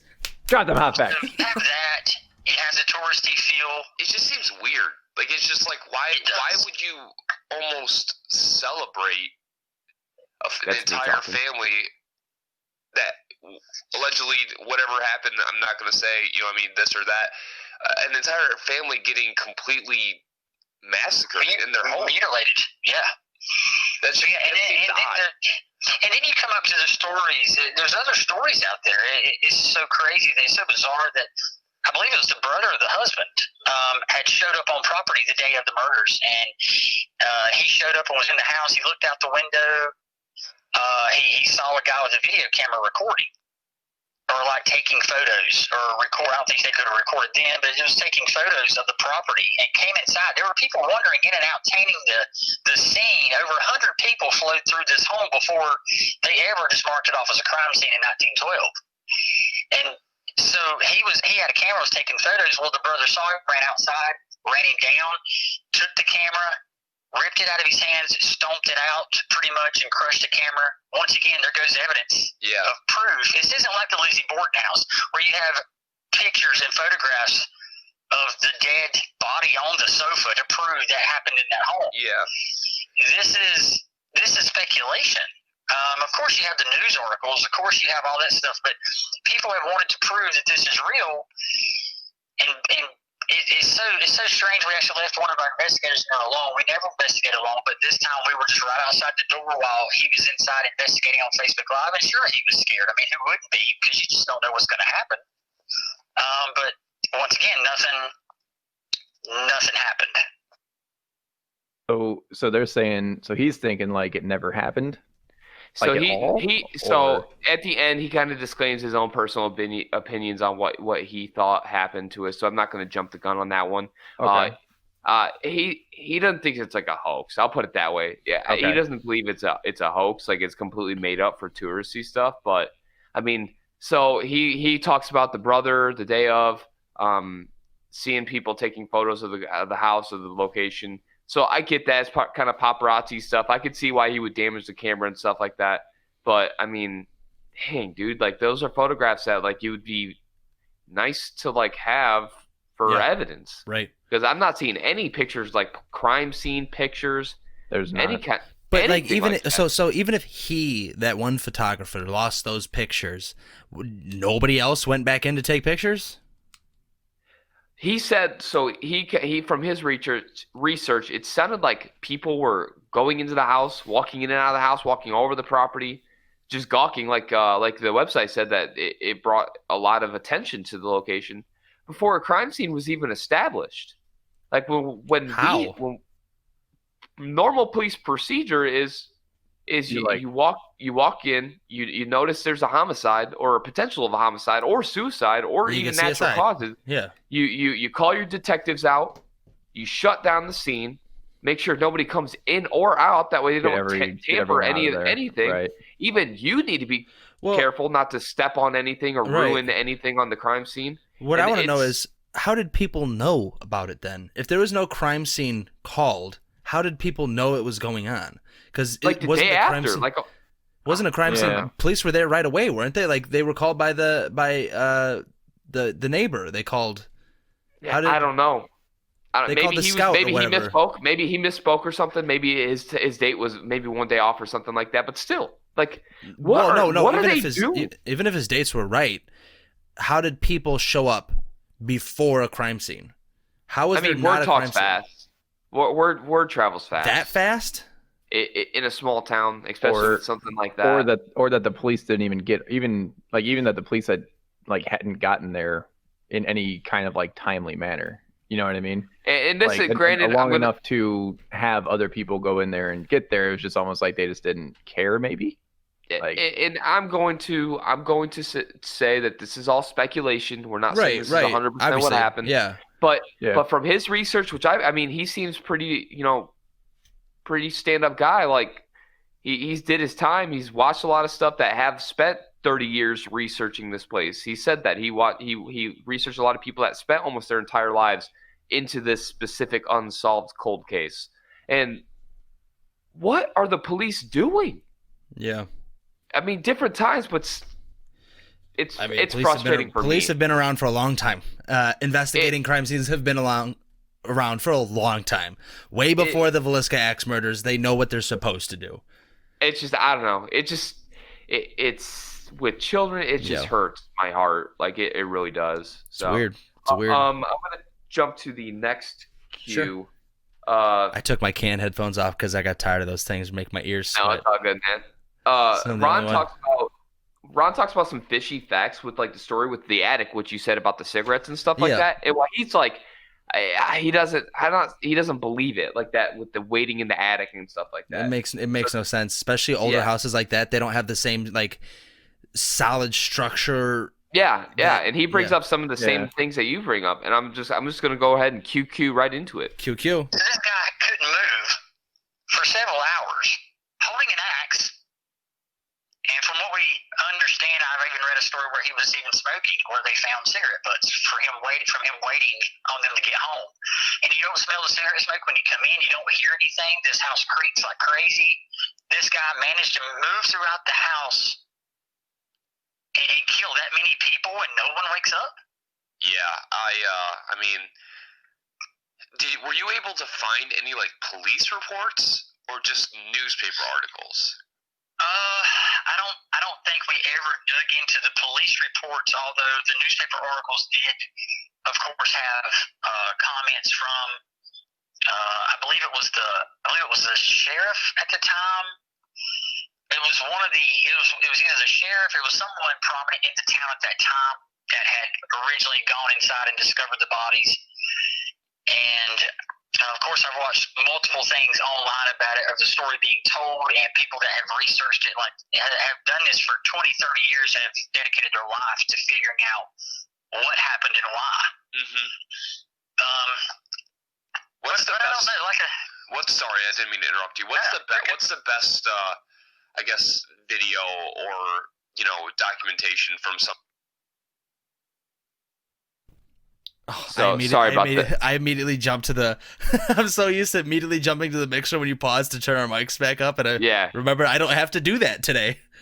So he's how was somebody walking through the house murdering these people, and nobody, even I'm sorry, when you chop wood or you hit a sledgehammer on something, that shit's loud. It makes. If you go back to the tour where he said it hit the top of the wall and then killed them, that's gonna make noise. And the reports even say that only one of the children woke up. So it's saying that the 2 adults were killed first. They went to the 4 more children, killed them, then went back to the parents, then went downstairs. All this commotion didn't wake up the 2 downstairs? Yeah, dude, I don't know. I don't know. But no, that was a very good point there, too, is the cigarette smoke? How do you not smell that? Smoke, yeah. I didn't even think about that, to be honest with you, but that is 100% true. How do you not smell that shit? Even now, like, you would still smell that for the most part. You know what I mean? And you would be like, why does it smell like cigarette smoke in my house? What the hell? And I mean, granted, people smoke, but, dude, like, what the I don't know, man. I don't know. I mean, people smoke, but they don't. So why would they not smell like it? Yeah. There's too many weird things in this so far that I've noticed. Like, nothing makes sense at this point. Yeah. So, he gave a great interview. I'm gonna just paraphrase some of it a little bit real quick, and then I'm gonna let him plug himself and his team. Just for our listeners, because like I said, they helped us out. We try to help other people out. Give them a quick plug for social media and stuff like that. But he believes that the murders actually happened, but the stories don't add up. and they possibly got hyped up due to the town and the brutal due to the brutal nature. And I do think that I think the town got a lot of publicity from it and a lot of tourism from it right off the bat, and I think they just kind of ran with it. Yeah, sounds like it. And I don't know, that doesn't sit right. And I keep saying that, but it's just like if that's the case, speculation, obviously. Mm-hmm. That's disgusting. I don't care. Yeah. I'll come out and say it. Right. Fuck that town if that's what they're trying to do, is like parade around these 8 people who got murdered and for money. Horribly. Yeah, for money. Monetary gain. Yeah. Fuck you. If that's what you're doing. I agree, but speculation. Speculation. So just three non-professionals giving opinions. It's all non-professionally giving opinions. Yep. So we also wanted to shout out JT's. It's a small restaurant in downtown. He said it's the best burger in America. That was like one of the. Why I was like shouting that out.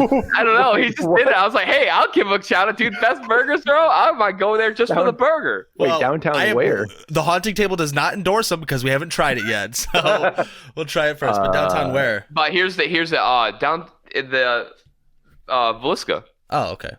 So it's a small town, he said, but he's like the one thing he's like, because the Axe Murder place really, they didn't do it they didn't get anything, they didn't feel nothing really happened. But he's like, but the one thing that was a plus was they made some goddamn burgers there, and they were delicious.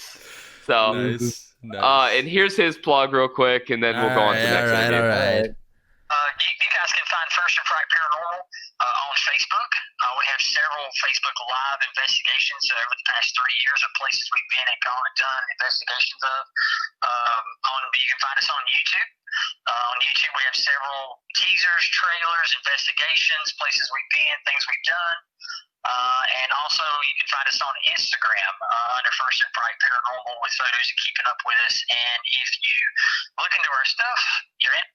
They also have a Patreon, so I'm just gonna cut him short. They also have a Patreon, and for everyone, it's First in Fright Paranormal. Okay, cool. So based out of North Carolina. Thanks, Ron. I appreciate it. I'm always down. If they're willing to help out us to make an episode, we're willing to help out them to get more eyes. Go check them out. Go check them out. Spread the love. They sound like they investigate the same way we do. Yep. Oh yeah. Yep. And he was super cool. He was super cool. So right. Chris Sumner, she is part of Soul Sisters Paranormal, and it is in Florida. So she kind of explains her group, which was kind of a unique thing about her group, which I thought was interesting and QQQ. Absolutely. So the name of my group is Soul Sisters Paranormal, and it's made up of myself, my twin sister, our younger sister, and 2 female family friends. So we're an all-female group. And what also makes us unique is that we all have advanced degrees. So I've got a PhD. My twin has a PhD. We've got 2 JDs on the team and a master's holder as well. So what we do is we really come at an investigation from a very research-based and academia research-based, if you will. So we do a lot of historical research before we actually conduct a paranormal investigation. So they are a woman's only paranormal group, which you don't really see too much of. No, more power to them. And I think it's a very interesting thing because, like sometimes girls and men get different responses in different locations. So I actually asked her, can you explain your expressions of the house, kind of like Ron did, and she did a really good job of starting from the beginning and kind of getting into exactly what she got into. Absolutely. So what we did is we actually, we're from all over the country, so we met up there in Omaha and drove over to the Villisca Ax Murder House. And the first thing that we actually did was we went to the cemetery because we wanted to see where the families were, the Moore family as well as the Stillinger girls were buried. Kind of wanted to pay our respects there first to let them know that we would be investigating the murder house that night, as their former home that night. And then we kind of took a tour of the city, which is on the smaller side compared to where we're from. But it it's very much an agricultural town, so a lot of footprints of the agricultural era, if you will, a lot of farming involved. So we did that first, and then the first impressions upon driving up to the Villisca Ax Murder House is its location to in proximity to railroad tracks, and then also its proximity to other residential houses, which obviously were not there at the time, but are there now, which, in some cases could influence the investigation, right? Because you've got noise pollution, light pollution that could come in. So we were very cognizant of the fact that those things could hamper the investigation. So we really wanted to go in. We took a day tour to really look at the windows where street lights could come in, and look at where the noise pollution could come in, and make sure that didn't influence the investigation at all. So there were 5 females that participated in this investigation, and it really was a great investigation for us from the standpoint that we were able to go in. We deployed night vision video cameras that were stationary in the house, as well as voice recorders that were stationary in the house. And we were capturing disembodied voices, both what we feel are intelligent disembodied voices, as well as what we also consider residual. And then we were also getting some interesting K2 sessions with what we believe was the spirit of Sarah Moore. So she's talked about getting some disembodied voices on their recorders. The thing I liked about their group is they seem very analytical and very precise with the way she was talking seemed very, very precise. Yeah, like they check for noise pollution, which we do. They check for light pollution. They account for it. They come in. They do specific. They set up things exactly. I mean, Ron did too, but she just articulated some things that maybe you guys, the listeners, didn't know. That there are things you need to account for, like when you hear sometimes the cars in the background of our recorders and stuff like that. That's noise pollution, and without people that are trained to hear specific things or aren't aware that a car is driving by, it sounds like something going. Right. Which we mentioned in one of our episodes. We do mention that in one of our episodes. We actually last episode of Malvern. Yeah. When we were having some of the recording and stuff. Was that a car? That was a car. Yeah. Okay. Yeah. And even at the time after a car goes by, we'll say the same thing. That was the car driving past, by the way. Yeah, and those are things you just you have to be aware of, or for people to take your investigation seriously. Right. So I asked her. She said they do a ton of research. Like I don't know exactly. I don't have it queued up, but maybe like a month before they research the place before they go into the investigation. She said they have PhDs and masters, right? Yeah, so they probably very know people. They probably know people that can get them access to databases and stuff. They can research that we can't. Because there's a lot. We're not professionals. We're not professionals, and we don't know people in these fields, and we don't have the money to pay for specific. Because there are things that you can pay for, but it costs a lot of money. It's like some of these newspaper articles that would be nice to read. In order to read them for some of these towns, you got to pay like $100 to get access to the public library. Yeah. So it sounds like they do a great job with research too. Sounds like it. And I asked her, "Did you find any police reports from the murders after literally a month of and this is what she said." And I'm sorry for interrupting. Not so much police reports. We did find a lot of newspaper reports that detailed everything that was happening. And the unfortunate thing was, after the murders, a lot of people treated it as essentially a gawk fest. So neighbors were going into the crime scene. They were taking pieces of the skulls, pieces of Josiah Moore's skull were taken. Footprints were left everywhere. Of course, fingerprints were left everywhere. They really tore up the murder scene before the cops could even really do a full-scale investigation. Fuck those people. So I think that really hampered no shit. Finding any type of evidence that night or that next day. And so basically all that we found was based on those newspaper articles. That made my hair stand up for a second. What the fuck? Piece of the people skull? Are fucked up. If any of you out there, if you took a piece of that skull, literally go fuck yourself. That is disgusting. You can fuck right off. You could fuck right off. Like, what is wrong with you? There's nothing to be sensitive about that. You're a piece of shit. Yeah. Agreed. 100%. That's disgusting. So you got people stealing stuff, skull pieces. The fuck? Fingerprints everywhere, footprints everywhere, ruining the crime scene. Once again, what are the police doing? Right, bro. What are you do your job? Keep these people out. What's got to go through your mind to be able to take your hand, reach into a dead man's head, and pull pieces of a skull out? That is disgusting. Yeah. The same fucked up shit that goes inside of someone's mind who's like, let me go murder these 8 people. You're all fucked up. She's gross. So she did all that research, and it sounds like she found a lot of stuff. And no she police still report. couldn't find a police report. No police report. What is happening? That's weird. That's weird. Yeah. I asked her. Sounds like a cover up. I asked her if she had any explanations for like the difference in stories in the news articles and like kind of like what the differences were, and this is what she had to say for that. Oh, absolutely. So there was a lot of speculation again because there was no clear-cut suspects. The killer left the house immediately after the killings, or after doing what he did. The ritualistic things like covering the mirrors and covering the faces.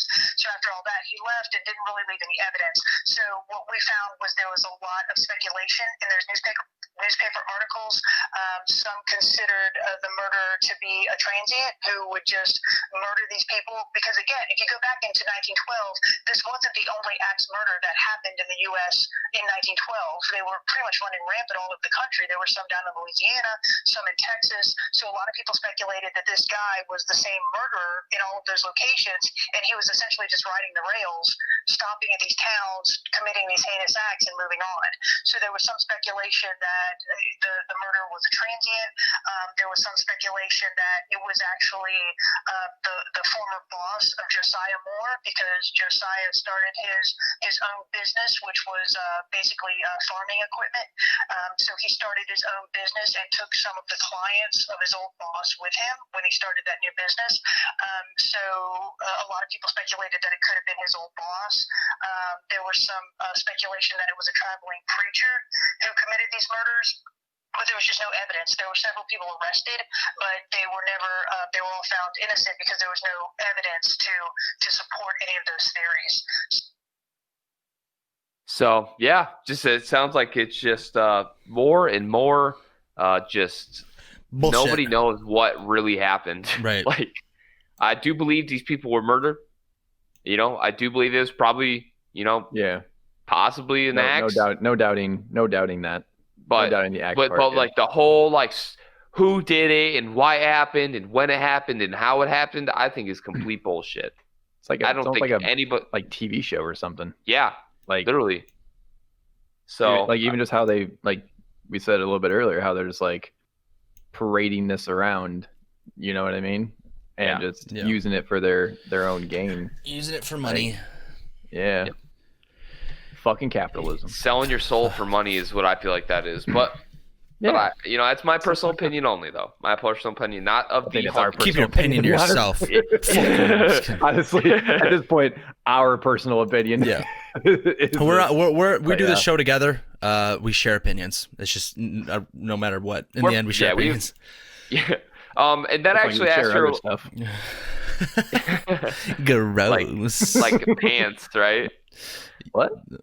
Sorry, I was going to make the come in each other's pants comment, but I forgot some people may not know it. So we made a joke. Don't worry about it.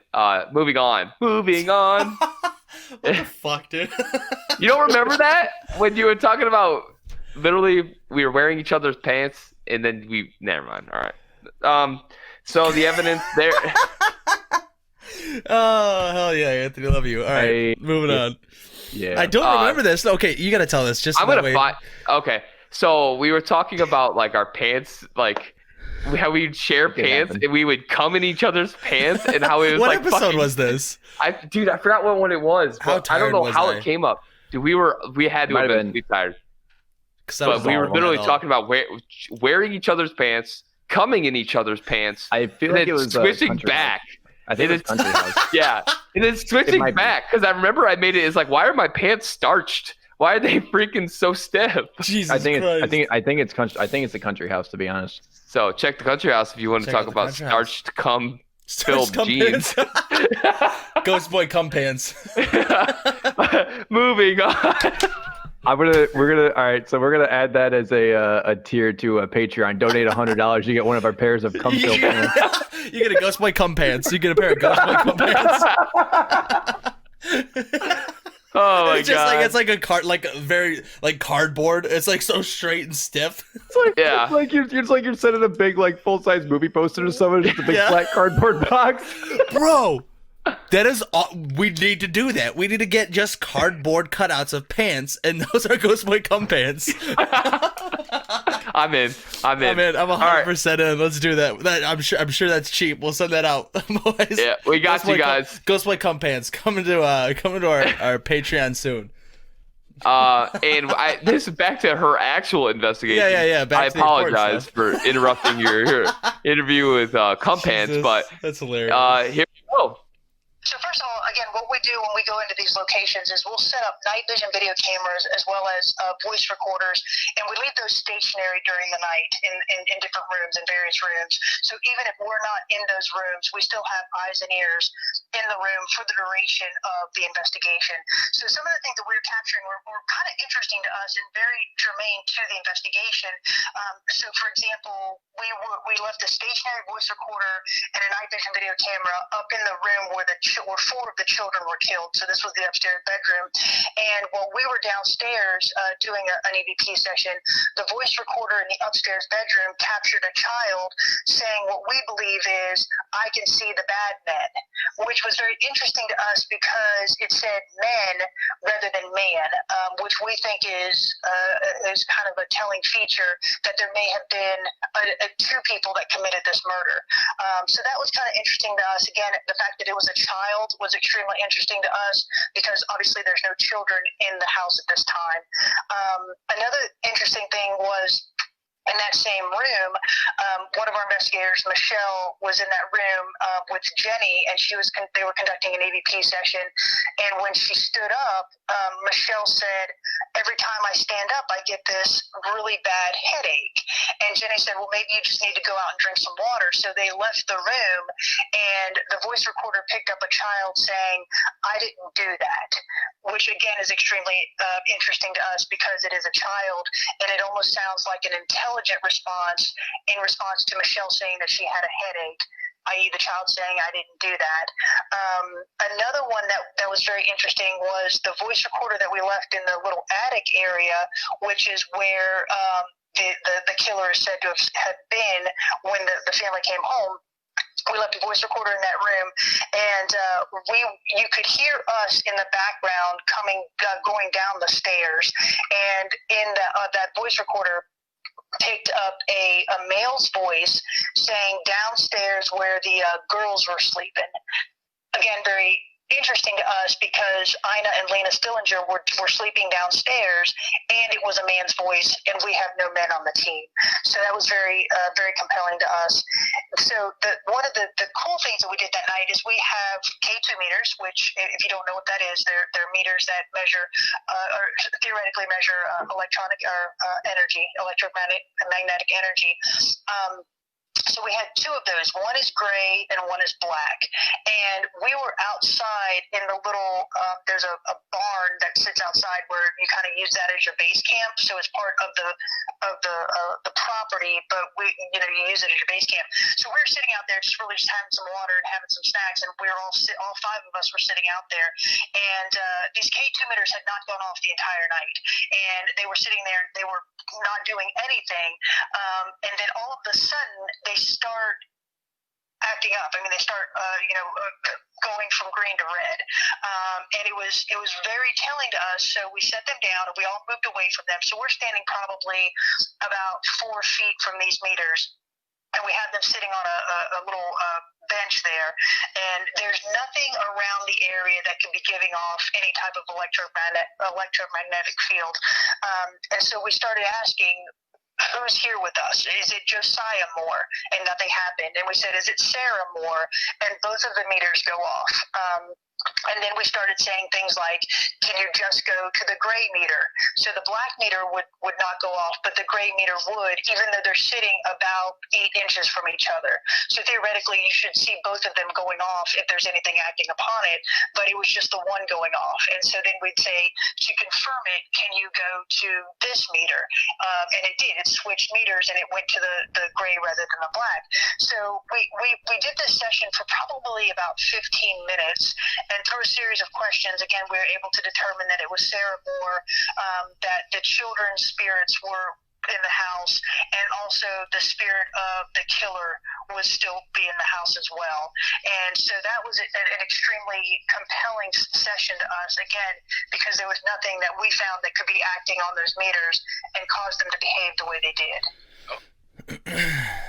So, I mean, that sounds pretty crazy, but I guess we'll just take their word for it. Do they have proof of this? They have it on their YouTube. I didn't want to look at it right before the podcast, is I didn't want to be like, oh, you know, if you guys want to check it out, there's a plug. You can check it out yourself. We'll probably watch it after this podcast, but we don't want normally outside. We wouldn't, but because we didn't do an investigation. I guess I'm just used to that. I guess I was just used to normally we keep it away, but since we're not even doing an investigation, I probably should have. It's that's where if you guys, I believe her. You can tell just by the way she's very nonchalant about it that she's like, yeah, or maybe she's just used to telling the story. You never know. You never know. You never know. But no, we have no reason to doubt, though. Yep, no reason to doubt. And she is going to give her plug real quick, and then we'll move on to the final interview. Cool. Absolutely. So, again, the name of my team is Soul Sisters Paranormal, and we're very active on Facebook, and our page is Soul Sisters Paranormal, and we also have a YouTube channel under Soul Sisters Paranormal, but anything you could really want to know about us is on our website at www.soulsistersparanormal.com. So if you want to leave us a message, we'd love to hear from you. If you'd like to like our Facebook page or subscribe to us on YouTube, we'd really appreciate that as well. So, yeah, check them out. Soul Sisters Paranormal.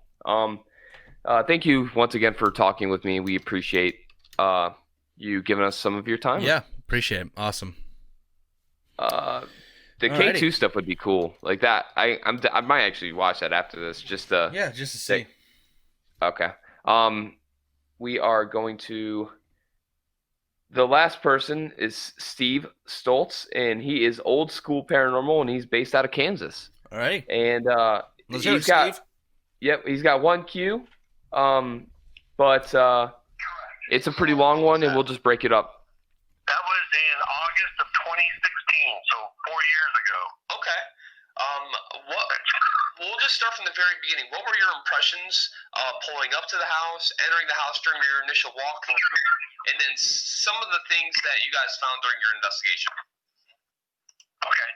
Well, when we were surprised at just how small the house was, and I guess, back in the early 20th century, houses generally were not that big anyway, but when we pulled up to it, it was kind of a surreal feeling because, we did at least 4 weeks of research on the location, what happened there on that June night of 1912, and just pulling up to it, that house was very surreal, just knowing everything that went on there, and we got an initial walkthrough. We did an initial walkthrough at daylight with a tour guide. It wasn't Mrs. Lynn, but it was somebody else. I don't remember who it was, to be honest with you. But you walk in, and as soon as you cross that threshold, it just kind of hits you. The environment, the deep darkness of the place, and I think that just knowing what went on in that house over 100 years ago, it just kind of hit all of us. And there's one guy on the team, Kevin, who's very, I would say, sensitive. You want to pause it real quick? Yep. It's actually pretty cool that these interviews you have are all pretty drastically different in the way they investigate and what they think. So like the first one was very skeptical. They didn't get anything.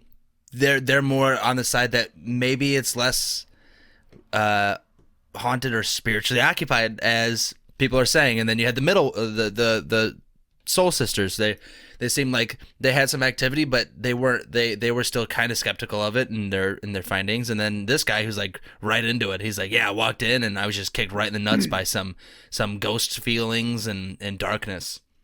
Yeah, so this isn't a specific science. Like everyone has their own way of doing it, and kind of wish we had our way. We could see what kind of wish we could have, I know, checked it out, but whatever.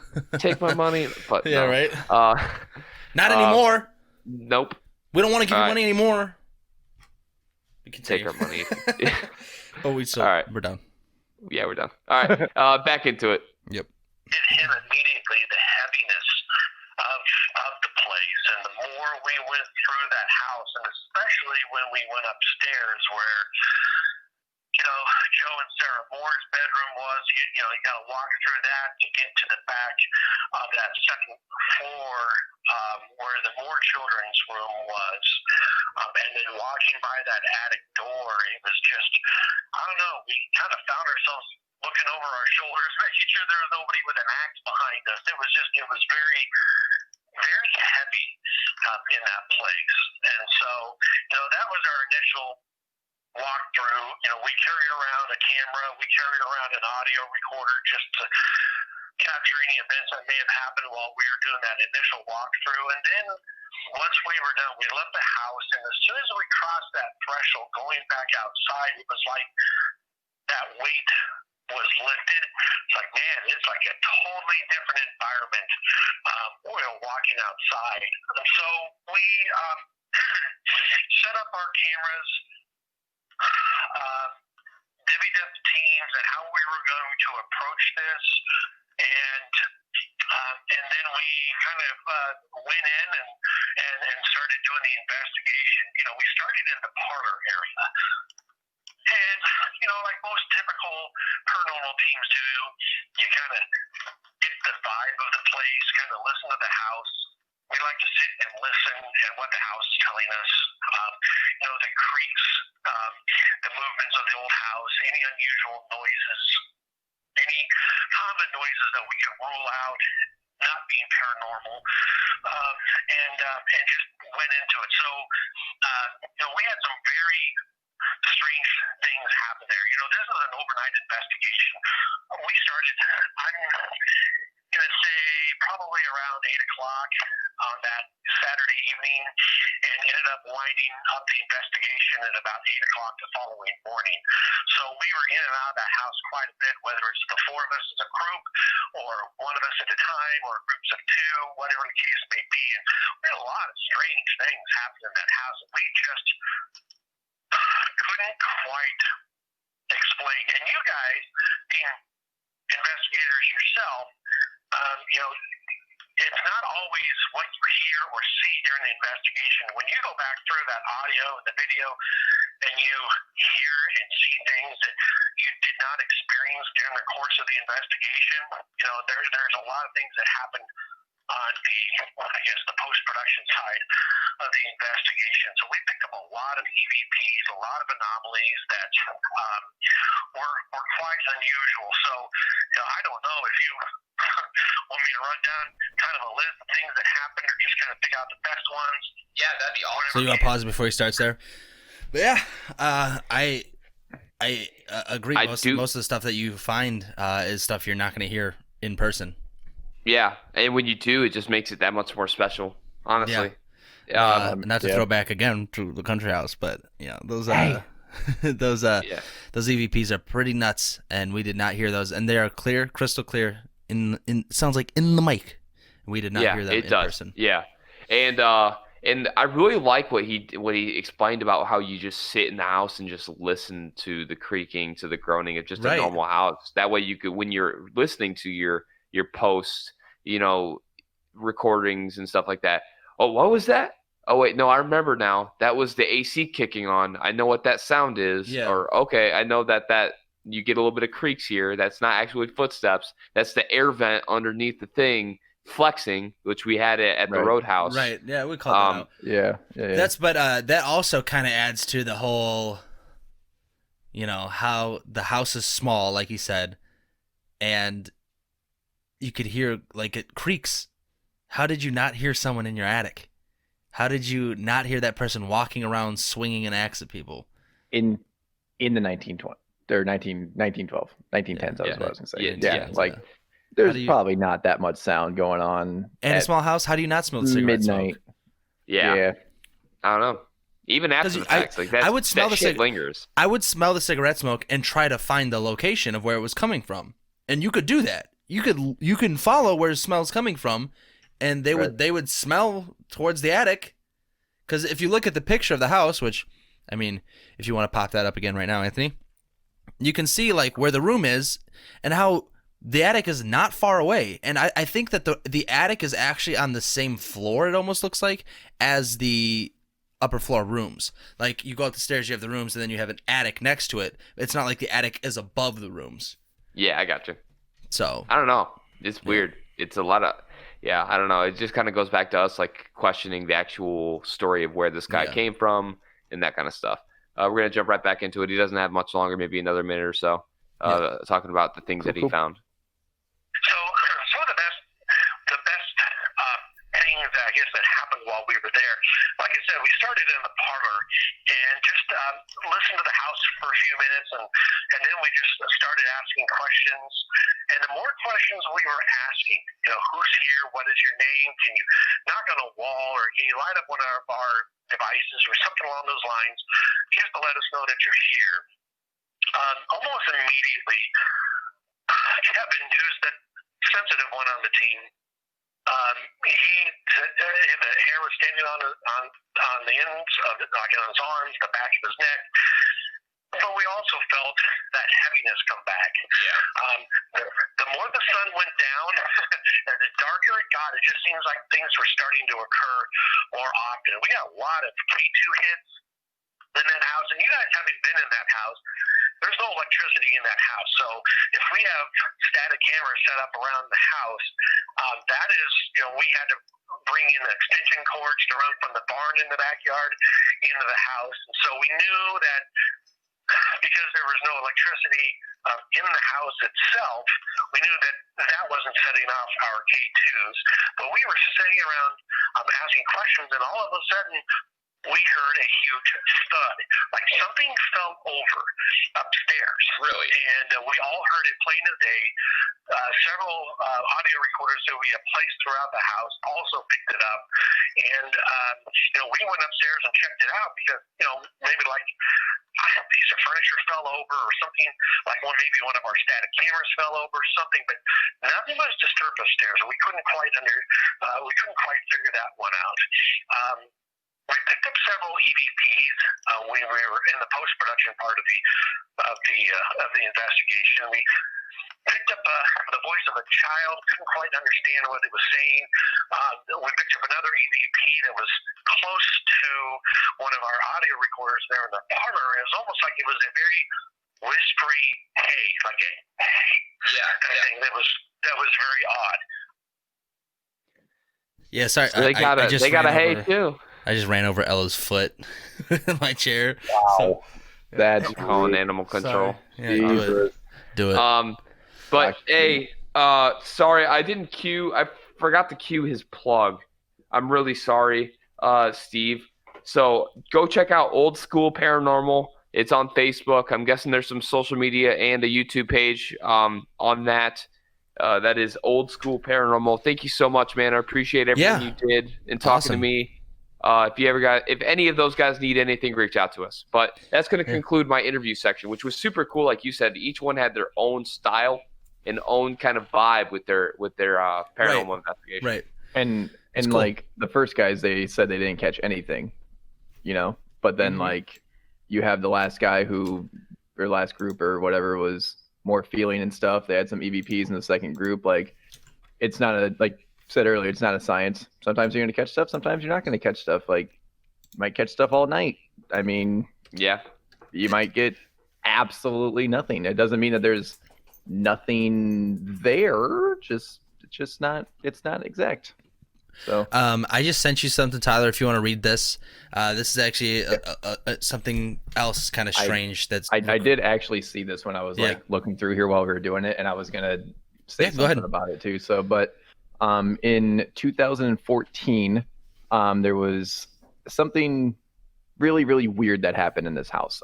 It was a investigator, ghost hunter. He was staying overnight, and he needed to be rushed to the hospital.